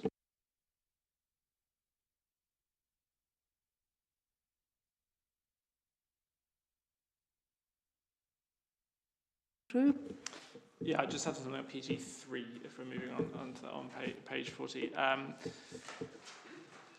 I know this has come up before, the percentage of planning appeals 1, and I know there's that in the sort of, I think it's in the benchmarking bit, there's that word warning about for major development, it's in the service narrative, I think, for the bit of major developments, that's the bit which is sort of on warning now. I was just wondering what might be in place to improve the decision making on the planning committee for major developments, because is it a case of training and things like that, and do we have an idea of how much incorrect or bad decision making which is going, do we know how much that is costing the council on appeals and things like that, because it strikes me that some of the we're in danger. I know it's saying we're not quite in danger of that yet, but it could be a risk that we're in danger of the planning committee being sort of taken over by the planning. It doesn't even mention whether it's ones that went to committee or not, does it? No, this is the council's performance, so it's not complete. It's not just ones that went to committee. Yeah. So this is the council's appeal performance in total, but I think your point, Andrew, is that on the major planning applications, as reported recently to the planning committee, our appeal performance has been worsened by some appeals that have been allowed following a committee's overturn and the committee's refusal of that planning application, to the point where we had 3 appeals pending. If all those 3 appeals were determined by the end of this month, then we would cross a certain line, a certain percentage, where it would put the council in a position where, in principle, developers could go straight to the planning inspectorate for a decision, in principle. So quite a significant amount. It doesn't say it would happen, but that was the key concern. And we're not quite at the end of the month yet. One of those 3 appeals has been determined, which is the Blagrove Road appeal, and allowed at appeal as well. So we'll see what happens between now and the end of the month. Your question was what's happening? Well, that report to members was quite a moment, I think, in terms of setting out the risks. We've always given training to members. Officers are always available for advice prior to planning committees as well for members to speak to. We will continue on that journey and continue to raise issues where we think the planning committee would help from further support and further guidance. In terms of costs, I don't have the appeal costs with me, Andrew, but I'm happy to find that out for you, perhaps on the majors, if that's helpful. So are you saying with that, with the appeals which are coming through, that there could be that risk that even by the end of the month that it could go into that kind of warning zone, I guess? Yeah, I mean, it's really difficult with planning appeals because you don't be quite certain when they're coming up. I mean, the latest is, I think they're probably unlikely to come before the end of the month now, in which case we go into another quarter and we'll review the performance based on that kind of next step change. So I think we're in an okay place. I can't confirm that until we know, but certainly, as I said, one of those 3 appeals has been allowed on appeal, which is the Blagrove one. So. Dave?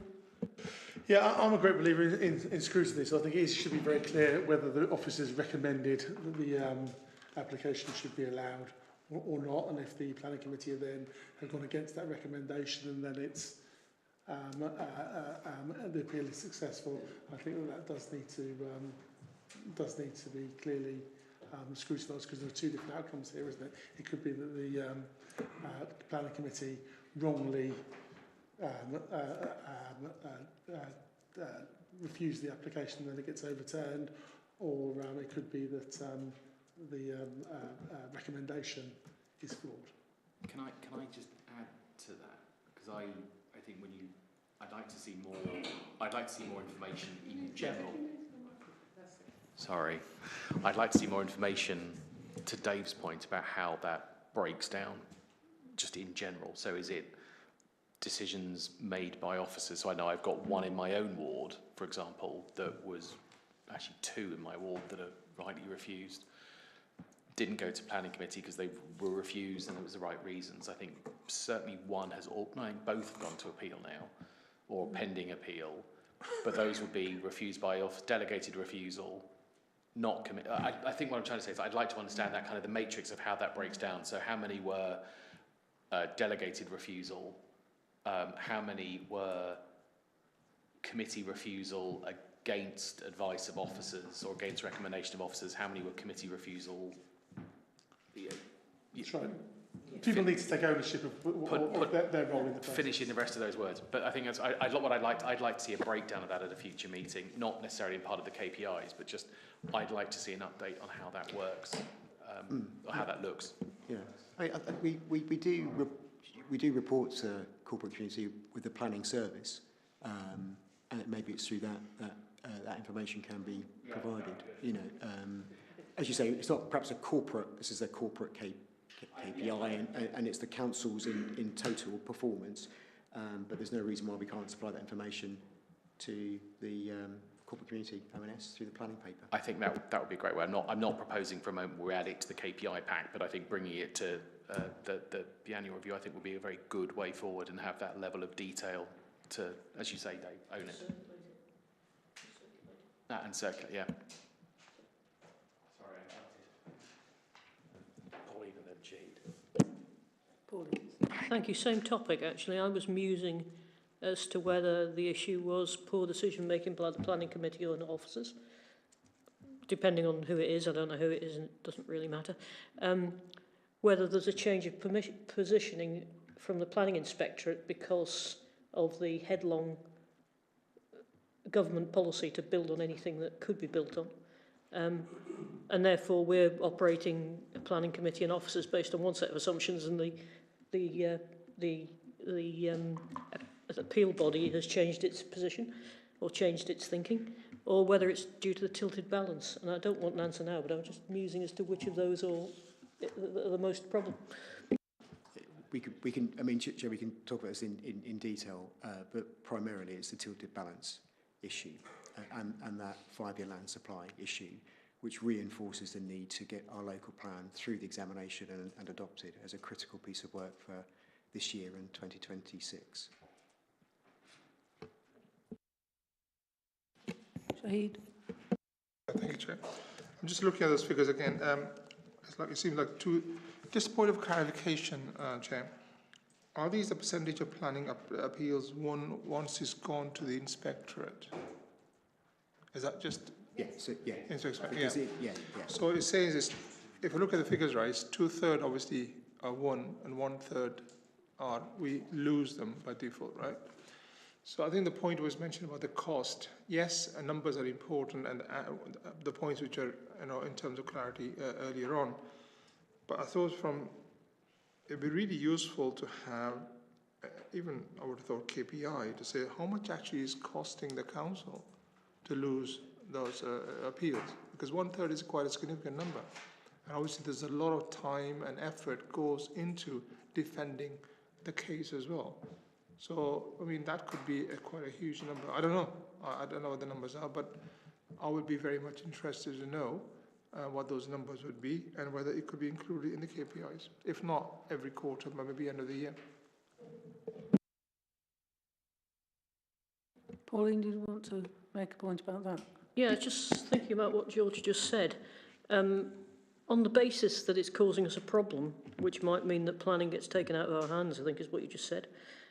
Why is the target 60%?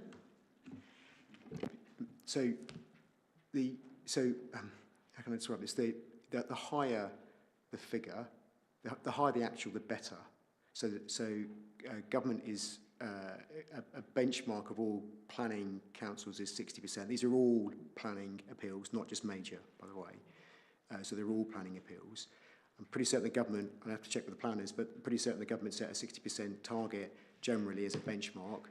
But for majors, it's a 10%, but it's the other way around. If you lose more than 10%, then you go into that special measures. So that we're talking about different thresholds, different performance measures. It sounds like this needs to be split in two then, actually, to cover majors and everything else, because you can quite easily have the target's ridiculous for majors if the target for majors from the government is completely different from the overall target. So I think we probably need to split it.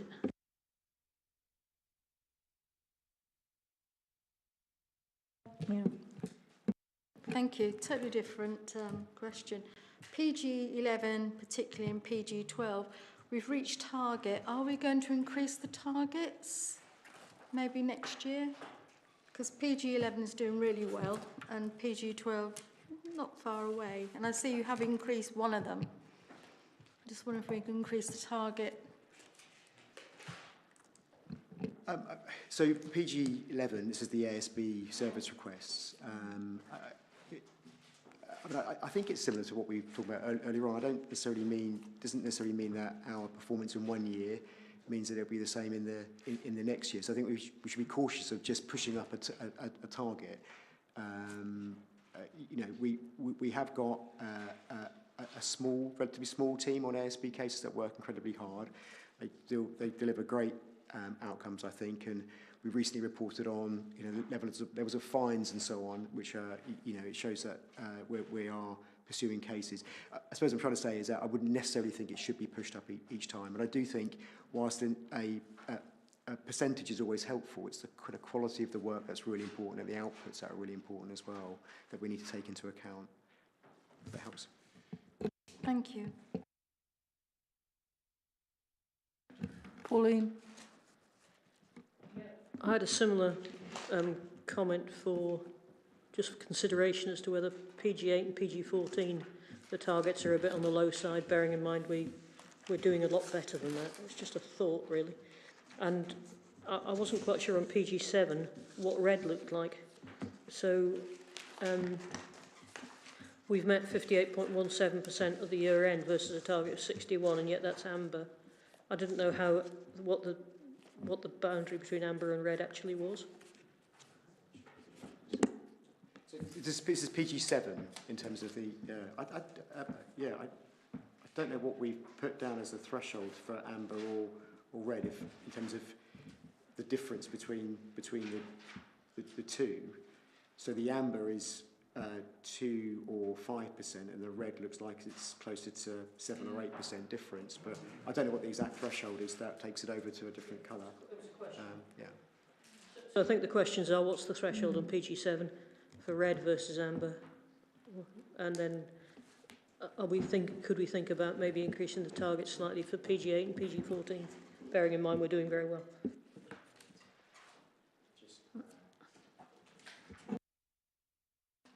Andrew?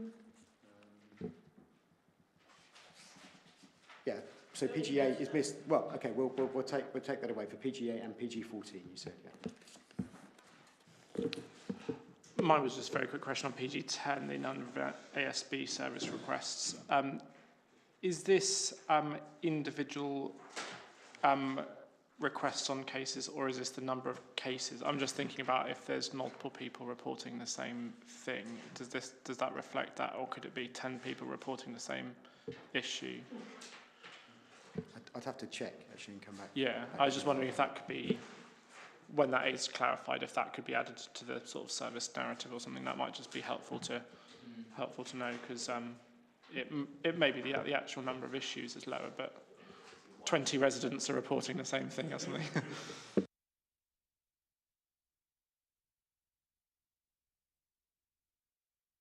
That's it. It's really good. I just want to understand what are the bases that, or the reason we use to set these targets, like for red, amber, and green. Like, so these are different targets for different KPIs. So what is the logic behind setting those targets? Is that the same question as Pauline asked in terms of why would something be red and not amber? Is that what you? Is that no? Like, the reason I want to understand, we have set certain target percentages against the KPIs. So there would be some logic used to define those targets. Like, they're not too easy or they're not too difficult. So there would be some, because there is a point, something is quantity and then another part is the quality. So both needs to be achieved at the same time. So how did we set the pragmatic approach to set these targets? What approach we used? So I guess it could be a number of things. It might be, as we picked up earlier on, a government target that's been set by us. It might be something that's derived from benchmarking from a number of councils, and it's seen as a challenging but realistic target. It might be historical trends and how we've performed. It might be an issue to do with an area where we've got a growing pressure, and therefore the target is one that we need to modify because of that target. So what I'm showing is that there are, depending on what is in front of you, there will be a number of factors as to why that target is the right target, you know, for all those reasons. So it's difficult to kind of give you one answer to what is all of these different targets, either they're, you know, indeed whether it's P&G or outside of place and growth. Okay. My follow-up question on this, sorry, Mark, just quick one. So how often do we review these targets, or is there any governance around this? Like, what's the mechanism around that? We tend to review the targets, or we do review the targets annually. So when we get to the end of the year, we'll look at those targets and say, are they still realistic, achievable? Are they still challenging? You know, because I do think there should be some stretch targets in these, and then we'll review those with the lead exec member and executive, and we'll also think about whether we've got the right measures, the right indicators in here as well. And the indicators may change. For example, last year we changed the waste recycling to bring in other additional measures because of the service changes that we brought in August last year. So it's more of an annual thing that we would reboot and relook.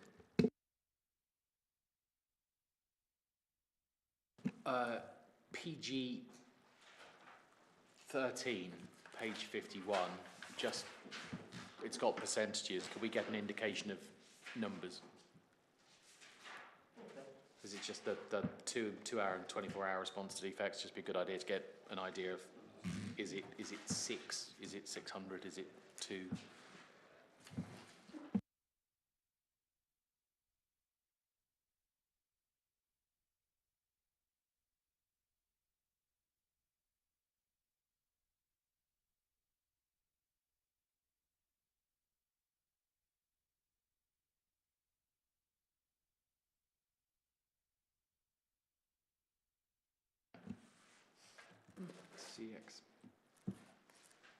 CX4? Yeah, CX4.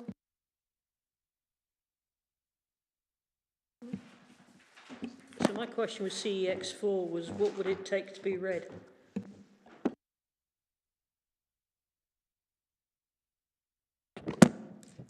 Thanks, Pauline. That's my question.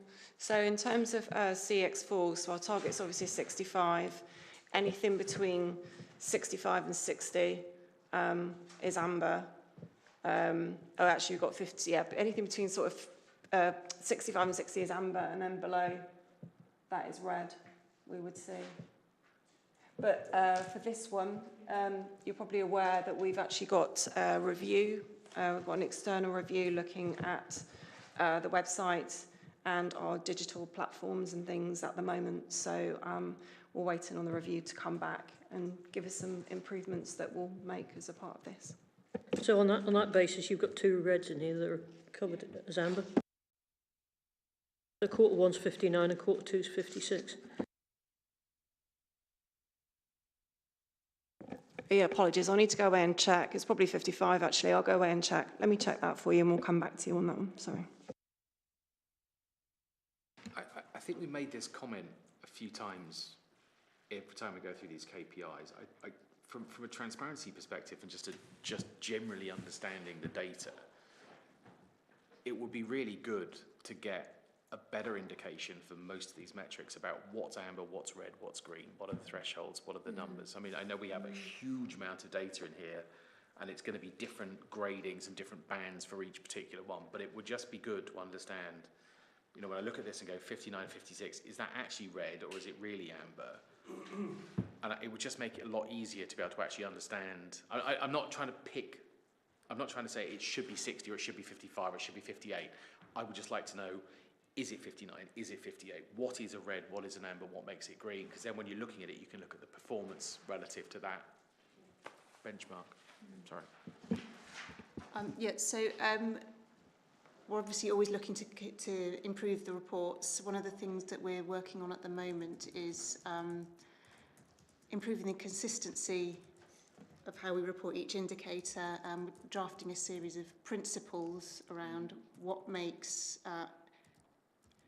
how to calculate an appropriate target, how to set thresholds that for red, amber and green. Obviously, each indicator will have different nuances, but it's guidelines for the data leads who are producing the information. So forgive me, Emily, I wasn't trying to be critical. No, It was one of those, there are so many KPIs that are in this pack, and it's more, I would just really like to understand. Yeah, and I think just a little in the service narrative, almost. We can get people to include that information in the actual narrative. What is it like a, you know, I say this because my son's just finished his master's, so he's trying to work out where on the grade boundary he is for his first.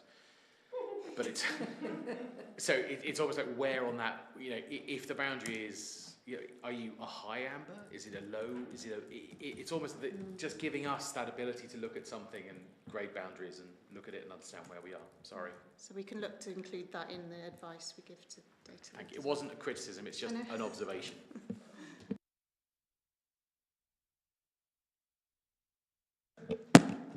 Thank you. Can I suggest one way of handling this would be for each group within this committee to pick a number of scrutiny points in advance once they've all been published, and then the presenters know that we're going to go through those in a lot more detail and understand them each time, and then we can use different ones at different times, and that would actually give us a far better, I think, process and maybe make the scrutiny stronger. That's a great point. Actually, that would really, really help. And then we can come back with more informed kind of responses to your questions. But absolutely take the point of what you're saying about obviously the boundaries as well. So we can bring those back next time. But that'd be great if we could do that. Thanks, Dave. Pauline, there's Bassett as well. Sorry, Bassett as well. It's not Bassett. When it comes to service delivery or the service management, there is one thing like KPIs, all this, that we set the targets and we set different levels and we try to achieve them. So now that the world is moving at a very fast pace and the KPIs are going to be the thing of past very soon. So what is our roadmap in terms of measuring performance? Because now organizations are moving from SLAs to XLAs, like expectation.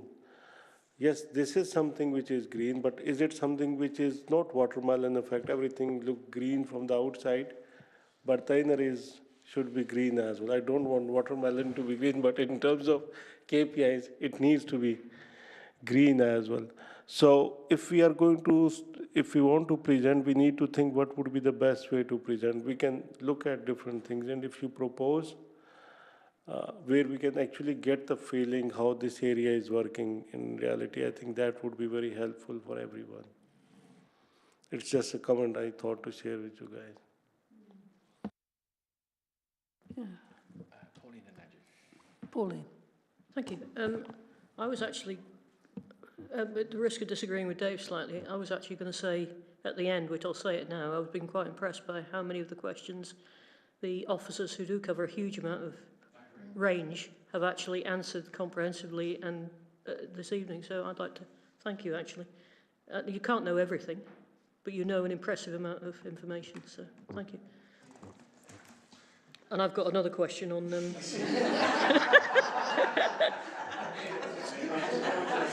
CEX6. Hang on, I'm having trouble trying to keep a list. I've now got Andrew, Dave wants to make a comment, Pauline's got a question, so good luck. I wasn't passing any judgment on the quality of the answers or whatever. I was just thinking that it may increase everyone's understanding of exactly how everything's put together if we target a little bit, that's all. So is Andrew next? Andrew, go on. I'm not wishing to come back too much to the sort of red, amber, green thing that we've been talking about a lot. I think very briefly, just to comment, I think there's a lot of sometimes nitpicking about actually what is amber, what is red, and I think it's probably just worth, as a committee or when we're doing just actually reflecting, I don't mean this in a sort of really flippant way, but actually what difference does it make? Because I think we can scrutinise half a percentage here and there, but I guess what we need to think about, green is essentially, yeah, we're on track with what we're doing, that's fine, and I guess the threshold is between red and amber, is red a sort of warning zone where we've just got to think that needs real intervention in that area, and amber is, okay, that needs, and I think that's probably what we need to be thinking about it, rather than sort of scrutinising whether it's a percentage here and there. Actually, what threshold is it that is a warning zone, I guess, but yeah.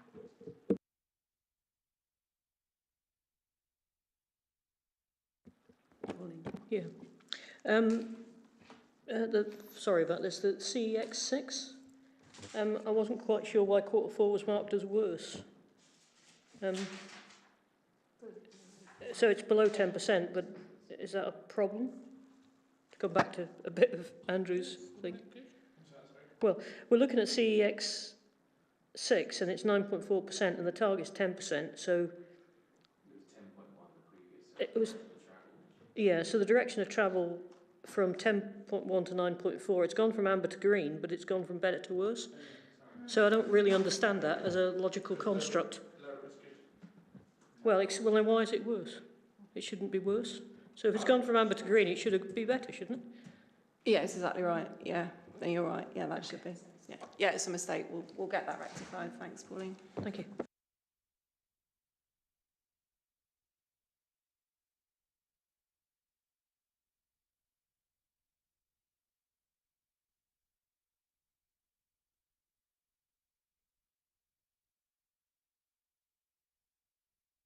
Andrew?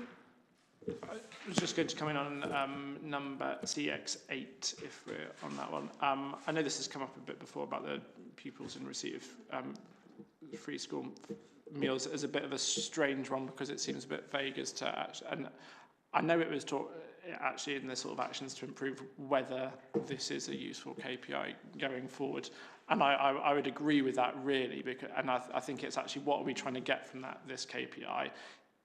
It seems to me from the discussions we've had previously that actually we're trying to use it as an identification of how well we are identifying those in need of council support and whether that can maybe be put in a different way, because I think especially because there's some changing regulation about the threshold for free school meals anyway, I suspect this will probably become obsolete soon, and whether actually if we need a KPI, it's something else about how we're identifying those in poverty or something like that. No, you're absolutely right, Andrew. Yeah, so this will absolutely be under review, and we are having discussions with the Hardship Alliance, who are working on the Tackling Poverty agenda, about actually what the right KPIs are, because you're quite right, the numbers don't really mean anything, actually. So, so this one's definitely under review. Thank you.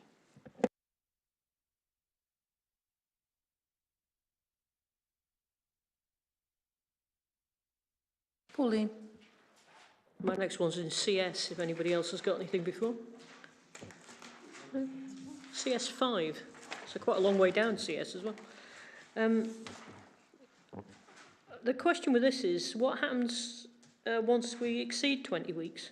So we're measuring how many plans are issued in 20 weeks, but once they haven't been issued in 20 weeks, what happens? And should there be some sort of measure of average duration or a maximum duration? Because actually, the tendency, if you were trying to manage by KPIs, would be if it had reached 20 weeks and failed, you'd just forget about it, because you could never actually turn it green again. So, yeah, that was my question on that one. Can you answer that? Yes, I'm not a complete expert with that. This was discussed quite a lot at the Children's Services last time. I think one of the things we've talked about in terms of some of the KPIs that we want to see with this is partly it is about, I think the 20 weeks is a sort of national time frame which has to be reported on. But I think there's also the acceptance that it's also quality over time frame. So I think whilst 20 weeks is the target, I think there is the acceptance that a really good EHCP done in 21 weeks is going to be better than a not very good one done in 10 weeks or whatever. So I think part of the answer is that some will be done outside the time frame. There were questions again, what is the upper limit of, is it 30 weeks, are some taking 40 weeks or a year or something?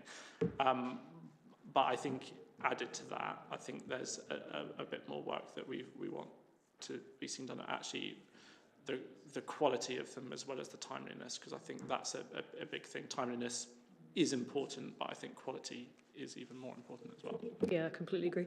And I think this is a bit of a blunt KPI, and I don't think it's a very good one. So I'm not saying we should take longer.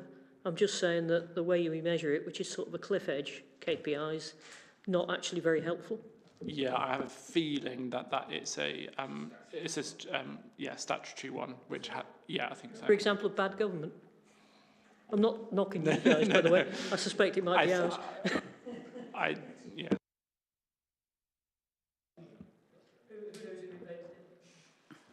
Shahid. I think this particular KPI has been around for quite some time. But my actual concern is, again, CS5 is a trend. And again, this has been an issue for a long time, even when I was a governor at school as well. The head teachers used to complain that, all the plans are not ready when the children come to schools. And this seems to be going on for a long time. And rather than, obviously I understand this involves a lot of stakeholders and multi-agency parties are involved here. But I'm just wondering whether, the trend is going down, it's getting worse, it's not getting better. Do we have an action plan how we're going to reverse this, or at least stabilise this? This was discussed at Children's Services, wasn't it? We asked some similar questions, so I can feed back on some of those. I think some of this is in the service narrative. I think the big issues with the downturn on Q4, I think, was a big concern, but I think lots of the things raised were to do with staffing turnover, and I think there was quite a lot of, I don't know, it was locum or sort of agency staff in that time. What has happened, I think, is that they are now fully or almost fully staffed with more permanent staff. So I think the latest was that actually there's already an upturn close to 50% on this in the most recent reporting period. So I think it is improving, but I think it was primarily due to staffing concerns, which is one of the big reasons. I think the point I'm making is it's not, yes, temporary staffing issue, but if you look at last year's KPIs and the year before as well, issue is not something new, and the staffing issue is not new either.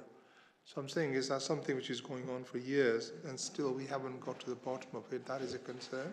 So I'm not. It's not something. No, I agree. I think it's something that which is a ongoing concern with it as well. But that is, I think one of the factors on the significant recent downturn, but it doesn't explain. I mean, just bear in mind, the impact of not getting this on time is the impact on children, their education, their health. That's what we're talking about. So it's a great impact on the children. Their lives are impacted as a result of this. So it's not a small thing. Can I just cut into this, because this is now the children's services section of the scrutiny report, so that should be back. This is observation raised back to the children's services scrutiny as opposed to discussion here. But I don't disagree as the parent of a child with an EHCP in the past. But this is the children, so those observations pick up back off to children's services, not something to address here. I think one other observation from my point of view is that what's really important is actually taking an action to deal with the problem and help the child, not whether you've got a bit of paper or not. And I'm really concerned that EHCPs are meaning that people don't get treatment early enough because we're waiting for the EHCP rather than focusing on them actually getting some help. So I know we're stuck with what we've got, but... Yeah, I mean, and I think interestingly as well, and I don't want to misrepresent, but again, one of the discussions which was talked about quality, it was interesting the representative from Send Voices on the committee, which is the kind of parent and care organisation with that, again was making the point of sort of quality over timeliness as well, because I think, yes, whilst we do want to be getting things done quickly, I think, obviously you want things quickly and done really well is the perfect thing, but actually there is an element of making sure things are done right, because if it's only a focus on time, then there is the potential that things will just be rushed through. But I think I accept all those things, and actually lots of these questions are things that we have raised, and possibly it might be worth looking back through some of the minutes of the Children's Service when it's published to see if there's any further things, because I think some of those answers will be in the minutes, which I don't want to accidentally misrepresent any of those answers fully. Just a short comment on the point Andrew made. Yes, you're absolutely right, Andrew. The quality is absolutely important, it's not timely. But on the other side, they can rather have an 80% plan for a child, which they can go with, rather than 100%, right, within the timelines. At least they can have something to go with. So there's an argument there as well. We wait for 100% accuracy, and the child is suffering because they've got nothing at all. So I think there's a debate, there's a balance to be had. I'd rather have something which may not be 100%, but at least there's a plan of action which for the child. So that's there needs to be a balance there as well. So I understand, Mark. This is not a discussion here. I agree. But it's the point to be taken. Yeah, and as Andrew said, read the extent that there's lots of detail in the minutes. I'm not trying to stifle debate or stop it here, but this is the management committee is looking at the overall. These are the specific responses. It's the same comments about the next section on adult social care, so all the AS KPIs. We have the committee that note pick up by those as well. But it is an important topic. I totally agree with you. But that's for the children's services section.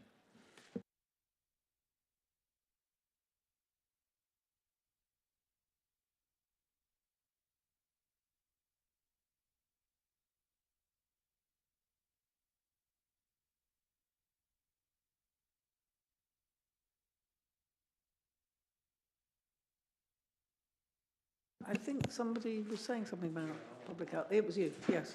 Yeah, I did want to speak about public health, but maybe I'm missing the point with this report, but this report looks really terrible in terms of public health, PH1 and PH2, which is, newborn children. So I just wanted to go over a couple of things. If I can just get to the right page again. Yeah, so if I'm looking at page 93 in my, and it says here we're doing about 10% of the target, roughly, 28, and the target's 300. I mean, that's really, really poor. That's abysmal. And then we move on to PH2, and I've read the commentary, and, I'm really not satisfied with the commentary. So the commentary seems to be saying that if somebody's difficult to contact, then they just give up. If somebody's in hospital, they give up. You know, why is the person who's tasked with looking after these children not going to the hospital if they know they're in hospital? What's the problem with that? I don't understand. I think just on the verge of repeating, I think we need to be careful. These are questions for the public health scrutiny as opposed to this scrutiny. So I think if you've got, and I'm speaking for the chairman, so apologies, but I think if you've got specific questions, that would then be, just note that to the chairman, or we can pick those up through Neil to pass. Yeah, I mean, you know, we will pick these up as part of HOSC, but these are terrible, and the narrative is really, really bad as well.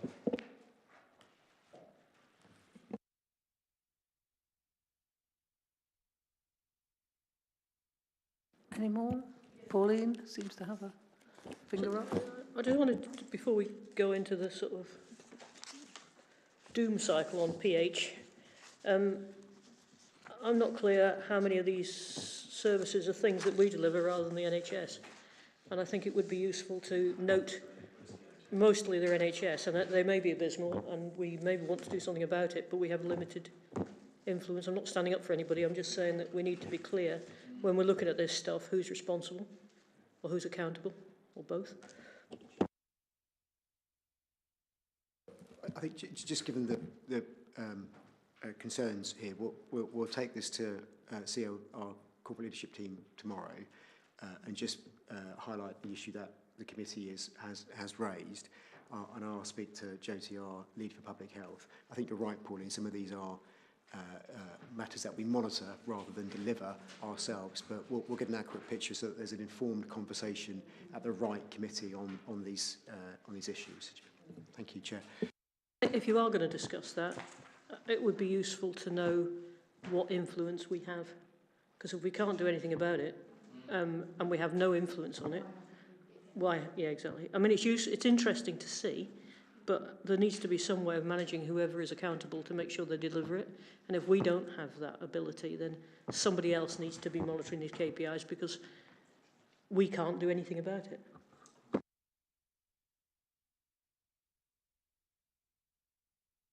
was going to say, do we need to see them at the management committee packs if these are things that the health scrutiny committee is looking at in general?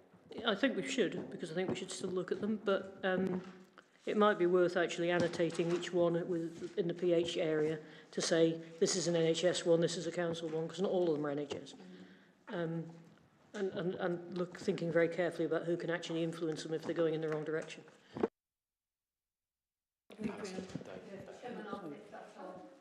Sorry, Adrian. I mean, I think it's in the narrative who's responsible for doing this. And, you know, we do have some connection with this organisation, obviously, but it doesn't seem to be working at the moment, seems to be the message. But whatever service there is, and we looked at the coroner's service, which is another service which we're not directly in control of, but we can still force them to come to the Health Overview Scrutiny Committee and question them again. So, you know, we will continue the questioning on these topics. I think my question was about how likely we are to get them to do anything, because I've been to a couple of health scrutiny committees and it's very interesting.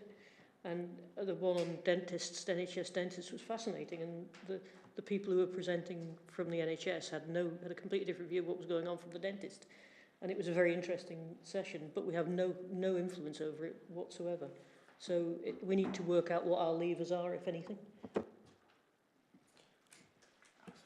Yeah, the Health Overview Scrutiny Committee did decide in the last cycle of meetings that we would be looking at the public health KPIs in addition to ASC. I'd just like to say that on page 139, where it shows what we did at the meeting on the 2nd of June, it lists that we looked at the KPIs. We did not. That was not on the agenda for that meeting. And they weren't shared with us at that point. We only had 2 items on the agenda, the public health strategy and the health watch. Good point. It's a very short meeting. It was over in half an hour. You were lucky.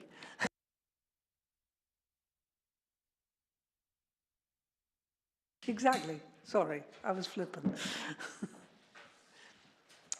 Have we got any more? Any more? I think we've done with that, KPIs. And we did discuss at the pre-meet that, of course, they'll be changing in line with the new council plan to some extent.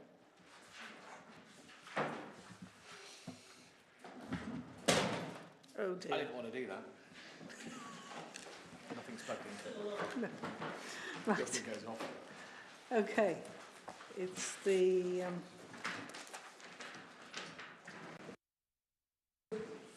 programme. Yeah, it's the forward programme on what is it, 117? Yeah. Thank you all. Thank you all. Thank you.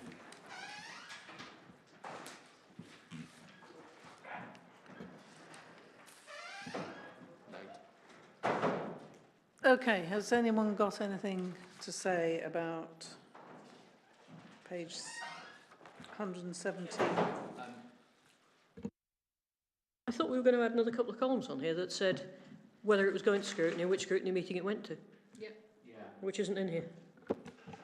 We are, but I can answer that question tonight for each of the items until we get that sorted out. Or a living column. Yes, so page 117, that meeting's gone. So going to page 119, the July meeting, that's the next forward one. So Grace Farm, I think Mark can probably assist here. I think it may not be going to that meeting. No, as far as I'm aware, it's been pushed back again. I think this goes into the point we've made earlier about has it been moved or has it not, and the more information in the tables, because it gets really hard to try and track what's been. I mean, you know, Grace Farm is a great example. I think has been moved for every meeting for the last 6 or 9 months. So I think we really do. I know that we've had some folks leave, but we really do need to get these tables up. We really do need to get these tables updated to show the information about when they're moved and what committee they're going to, because it just doesn't. That one, when you sit there and go, well, it's been moved again, which is about the 5th time it's been moved. But it's not just which executive it's going to, it's which scrutiny it's going to. Sorry, yes. It's both elements of that. Yes. So the cumulative comments we made over the last couple of meetings, well, since I've been here, we need that level of data added in.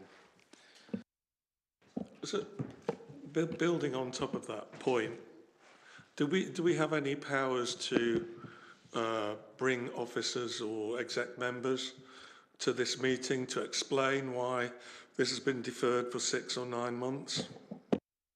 I think we do. We can do that, or we can ask for a written explanation, but certainly we can do that. I mean, certainly I know when it comes to Gray's Farm, as one particular item, because it's the most recent one that's come up, I had an email within the last couple of days of last week, just explaining why it's been moved, which I was going to circulate to the committee to explain it. But I think it's a general observation that we see a lot of things which are being moved, sometimes for good reasons, sometimes just they're not ready, sometimes whatever. But we need to get that clarity and more information about why things are being moved, because we're making plans and conversations. And if you think of the conversations we were having in the autumn of last year, looking at the scrutiny, looking at the workload of CCOS in particular over the next 4 or 5 months of the budget planning, where we were trying to make decisions about things being moved around, it makes it very hard when you're making decisions to move around things on an agenda and then the executive decide to move them down the agenda anyway. So you end up with, we had a couple of meetings that were mercifully not going to be 3 or 4 hours long, but turned out to be an hour because things had been moved by the exec. So there's a general observation that, you know, we need to be looking at, things need to stop moving. We just need to get the information about why they're moving in a timely manner. If we talk about the specific ones, Grace Farm hasn't been to any scrutiny, has it?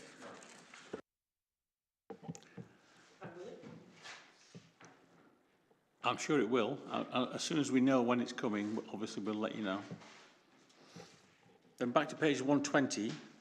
So the council plan came here in May. Equality, Diversity and Inclusion came here in May. Simpler Recycling is on Community and Corporate on the 7th of July. And the rest of the items are all financial ones, which don't come here, but Community and Corporate is starting the budget scrutiny process in October. Thank you.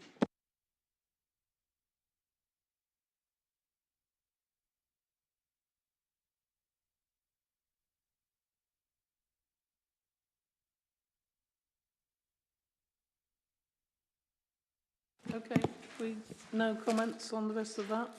Sorry, can I just, Andrew? sorry, just a brief general question about the Executive Forward programme. How far in advance is it populated? Because I'm just thinking in terms of,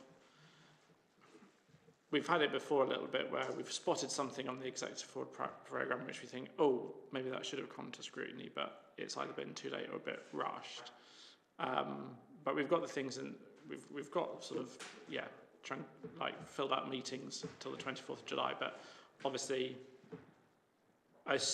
will the ones in October and November have more on them, and at which point will those be filled out? Because, for example, I'm just thinking from, you know, if there's children's services things coming in October, I'd need to be able to see that in advance if there's anything which I think is slipping through the net. So when do those, how much in advance do those get published and added?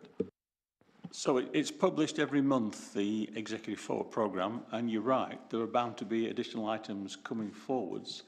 But as we've discussed, there needs to be an ongoing dialogue between scrutiny chairs and the executive councillors about what is coming in the future, so we can do that longer term look about make sure we get things on the agenda at an early stage rather than just before they go to the executive. That's the principle. Pauline. Coming back on Andrew's point, I think he's right.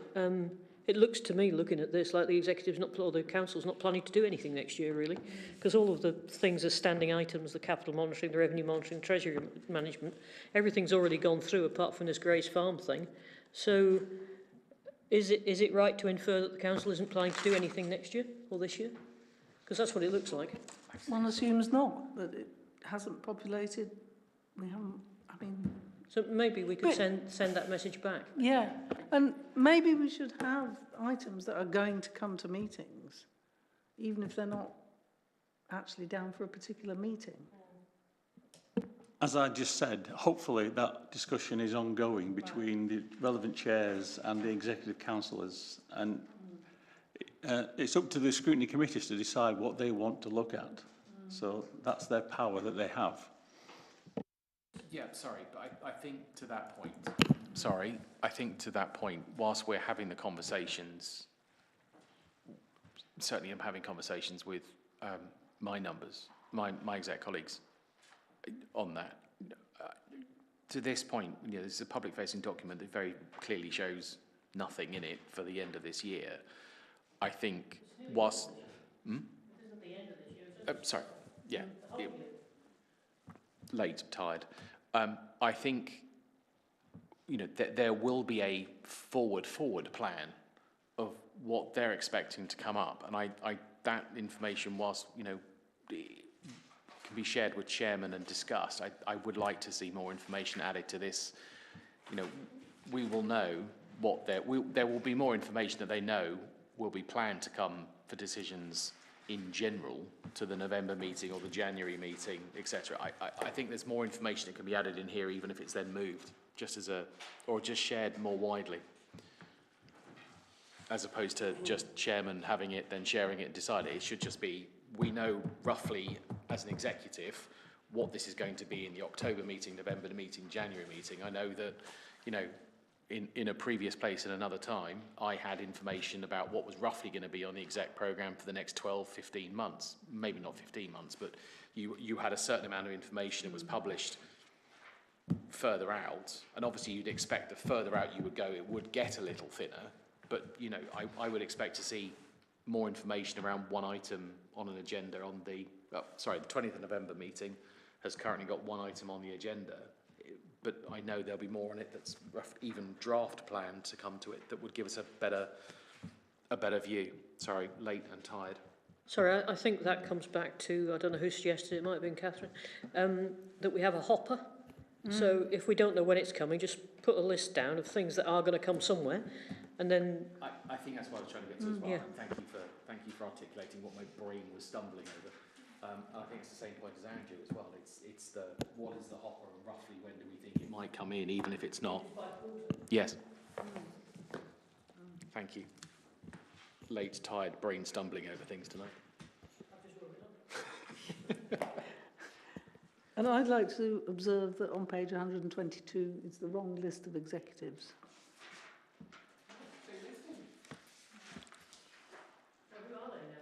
Well, there's Adrian Betteridge should be there, and Lou Timlin should be there. Nobody's gone. Martin is now planning, and Adrian Betteridge is active travel, transport and highways. We just need it updated. And Lou Timlin is safety and something or other. I can't remember. Yeah. So Needs updating. it needs updating, yeah. Okay. Forward. No, that was the forward programme. We've got the draft work programmes. That's what it's called. On page 126,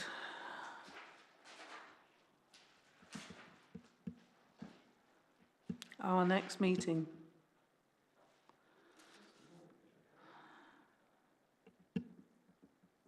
So we're going to get our progress against the last council plan. Might be a bit naughty, Catherine, but maybe we should add an item on here about the executive forward plan and get the executive in to explain why they haven't got one. Well, Naughty. Yes. And the other point of that is, do we know for sure that we are on track in a month's time to have that report? Because if that report doesn't come forward, then that makes for an incredibly short meeting, which is a waste of everyone's time.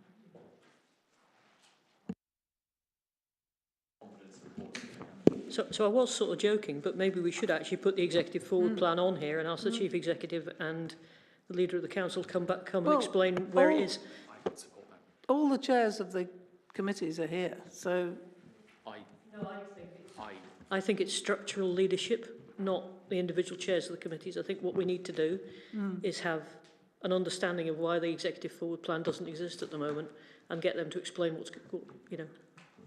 I would support Pauline's comment. I think whilst we have an agenda which on the face of it isn't going to get a huge amount busier, I think whilst we have an opportunity to ask the leader of the council and the chief executive of the council or whoever to come to that meeting and talk about the executive forward programme, the hopper of future activity over the next 6 to 12 months, so that the management committee can then also plan out the work of the other committees, especially CCOS, which will get very busy in Q4. We don't want to see the continued trend of the executive getting bigger and the amount of items they're dealing with getting smaller.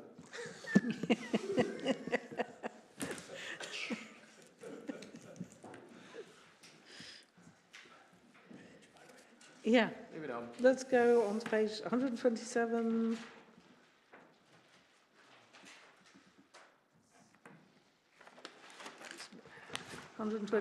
So can I Alison, ask, sorry. have you know, clearly we can see we've timetabled our meetings throughout the coming council year. Is everything that we had on our list, that you'll remember we looked at in the end of March, has everything been put into the programme, Neil? Because often, I mean, I know with some committees like HOSC, there's a big list of untimetabled items. We don't seem to have any list for overview scrutiny management. So does that mean everything has been put into an agenda? Yes, as far as I'm aware, but as you know, things can be added if members wish to see other items put on there.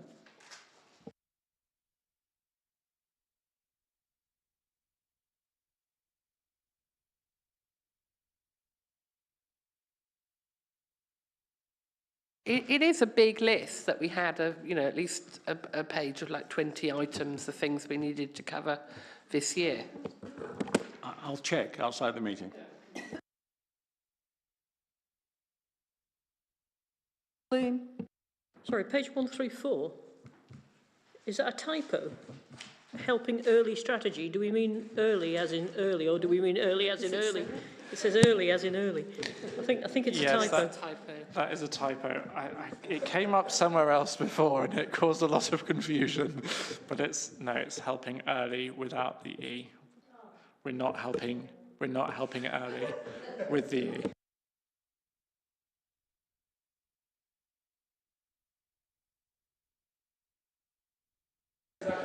Well, at least I don't think so. It would be a very different strategy, I think.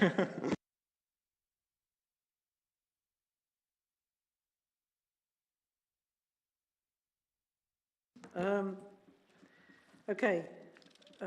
Any more? 135? 136? You've got enough going on? It depends how fictional this is. Yes, quite. Well, normally we're in the forward programme, so we won't be doing it.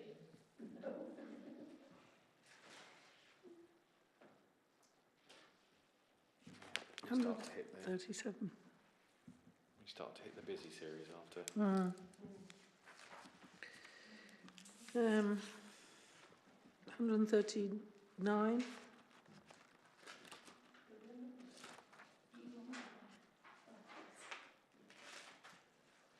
It looks to me like we should. Unscheduled topics here. It looks to me like we should have something on 139 about the performance on against KPIs, and it isn't there. It's got adult social care, but it hasn't got the, as far as I can see, hasn't got the ones that look particularly bad. So there should be an item on what we're doing about these really bad KPIs. Well, that's a past meeting, and we didn't have that on the agenda. So they haven't looked at KPIs Okay. at all yet. So there's no future plan at all, is that right? No. Well, at the most recent HOS meeting, because sadly Madeline wasn't able to be present, it was all deferred and would be sent out on email. Is that what yes, Chairman Beth said? I haven't heard anything further.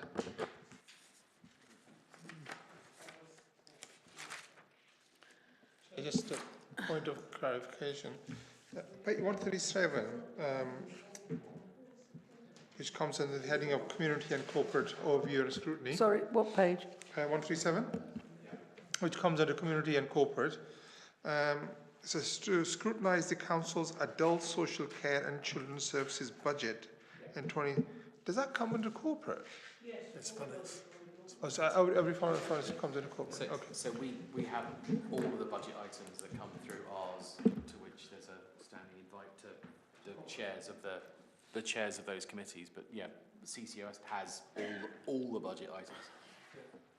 The point I'm making is that people in the corporate, they don't actually look at the children's services or the adults. Are they a better place to look at it when they don't know what the details are because they're not part of this committee? This question. Yeah, no, agreed. And I think I've made that point before, but it was determined collectively that it would be done through CCOS, so all the budget's done in one place, but anyone is, the offer will be extended to members of that committee to attend, or each relevant committee to attend each relevant budget meeting to come and add in, but that CCOS does all of the budget scrutiny and then reports back up into the management committee. Andrew. Sorry.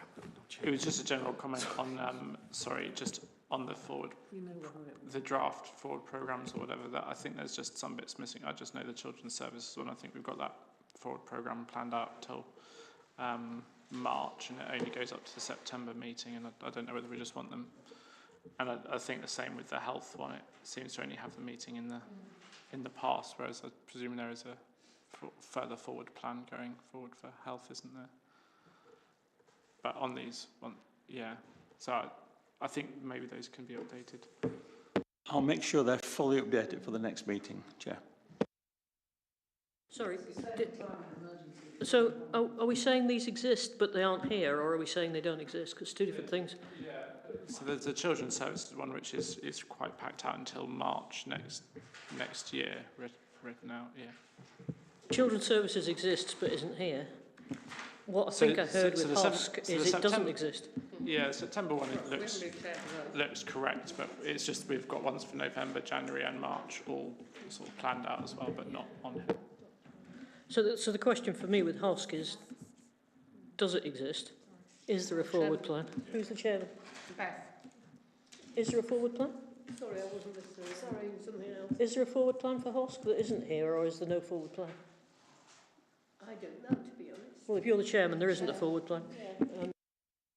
I think we should go back and say to whoever the chairman of HOSC is, HOSC and the officers, more importantly, not I didn't mean that, but you know what I mean. Where's the plan for HOSC? Because there can't be a position where there's no future meetings, there's a whole load of things that we've just seen in the KPIs are not right, and yet there's no future plan, no future meetings, and the chairman doesn't know what's on the agenda.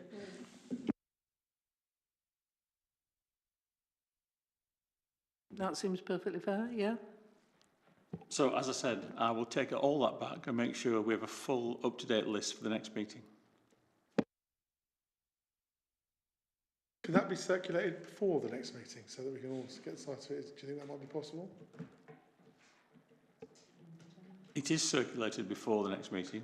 I meant as soon as possible rather than waiting for the next agenda. Okay, I'll see what I can do. Thank you very much.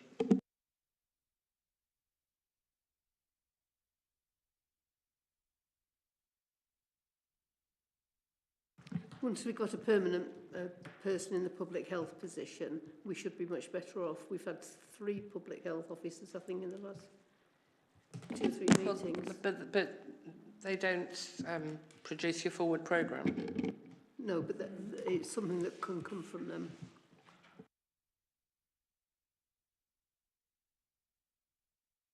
The observation is that we shouldn't have positions where the whole thing falls apart because of the lack of one person.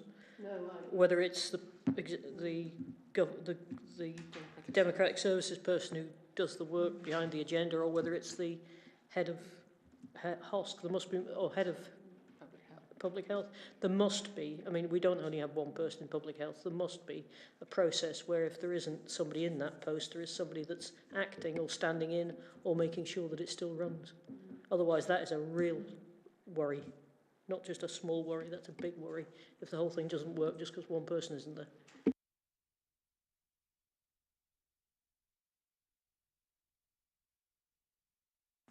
Okay, can we go on to the next item? Page 141, our action tracker.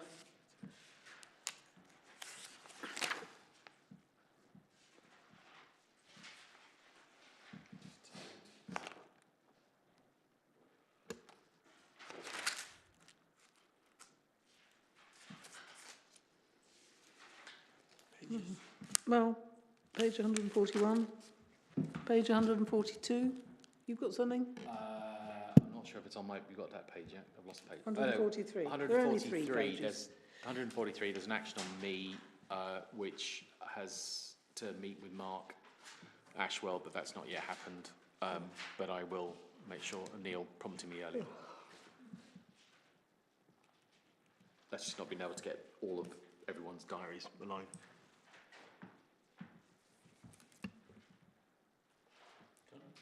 Okay.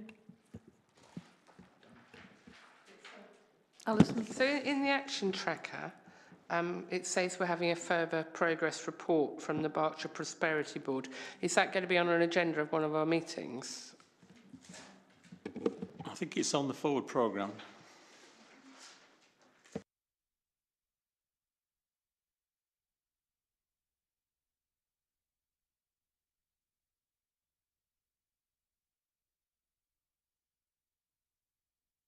Yes, I see that now. Thank you, Neil. Okay, thank you very much. I think that's it for that meeting. Thanks, everyone.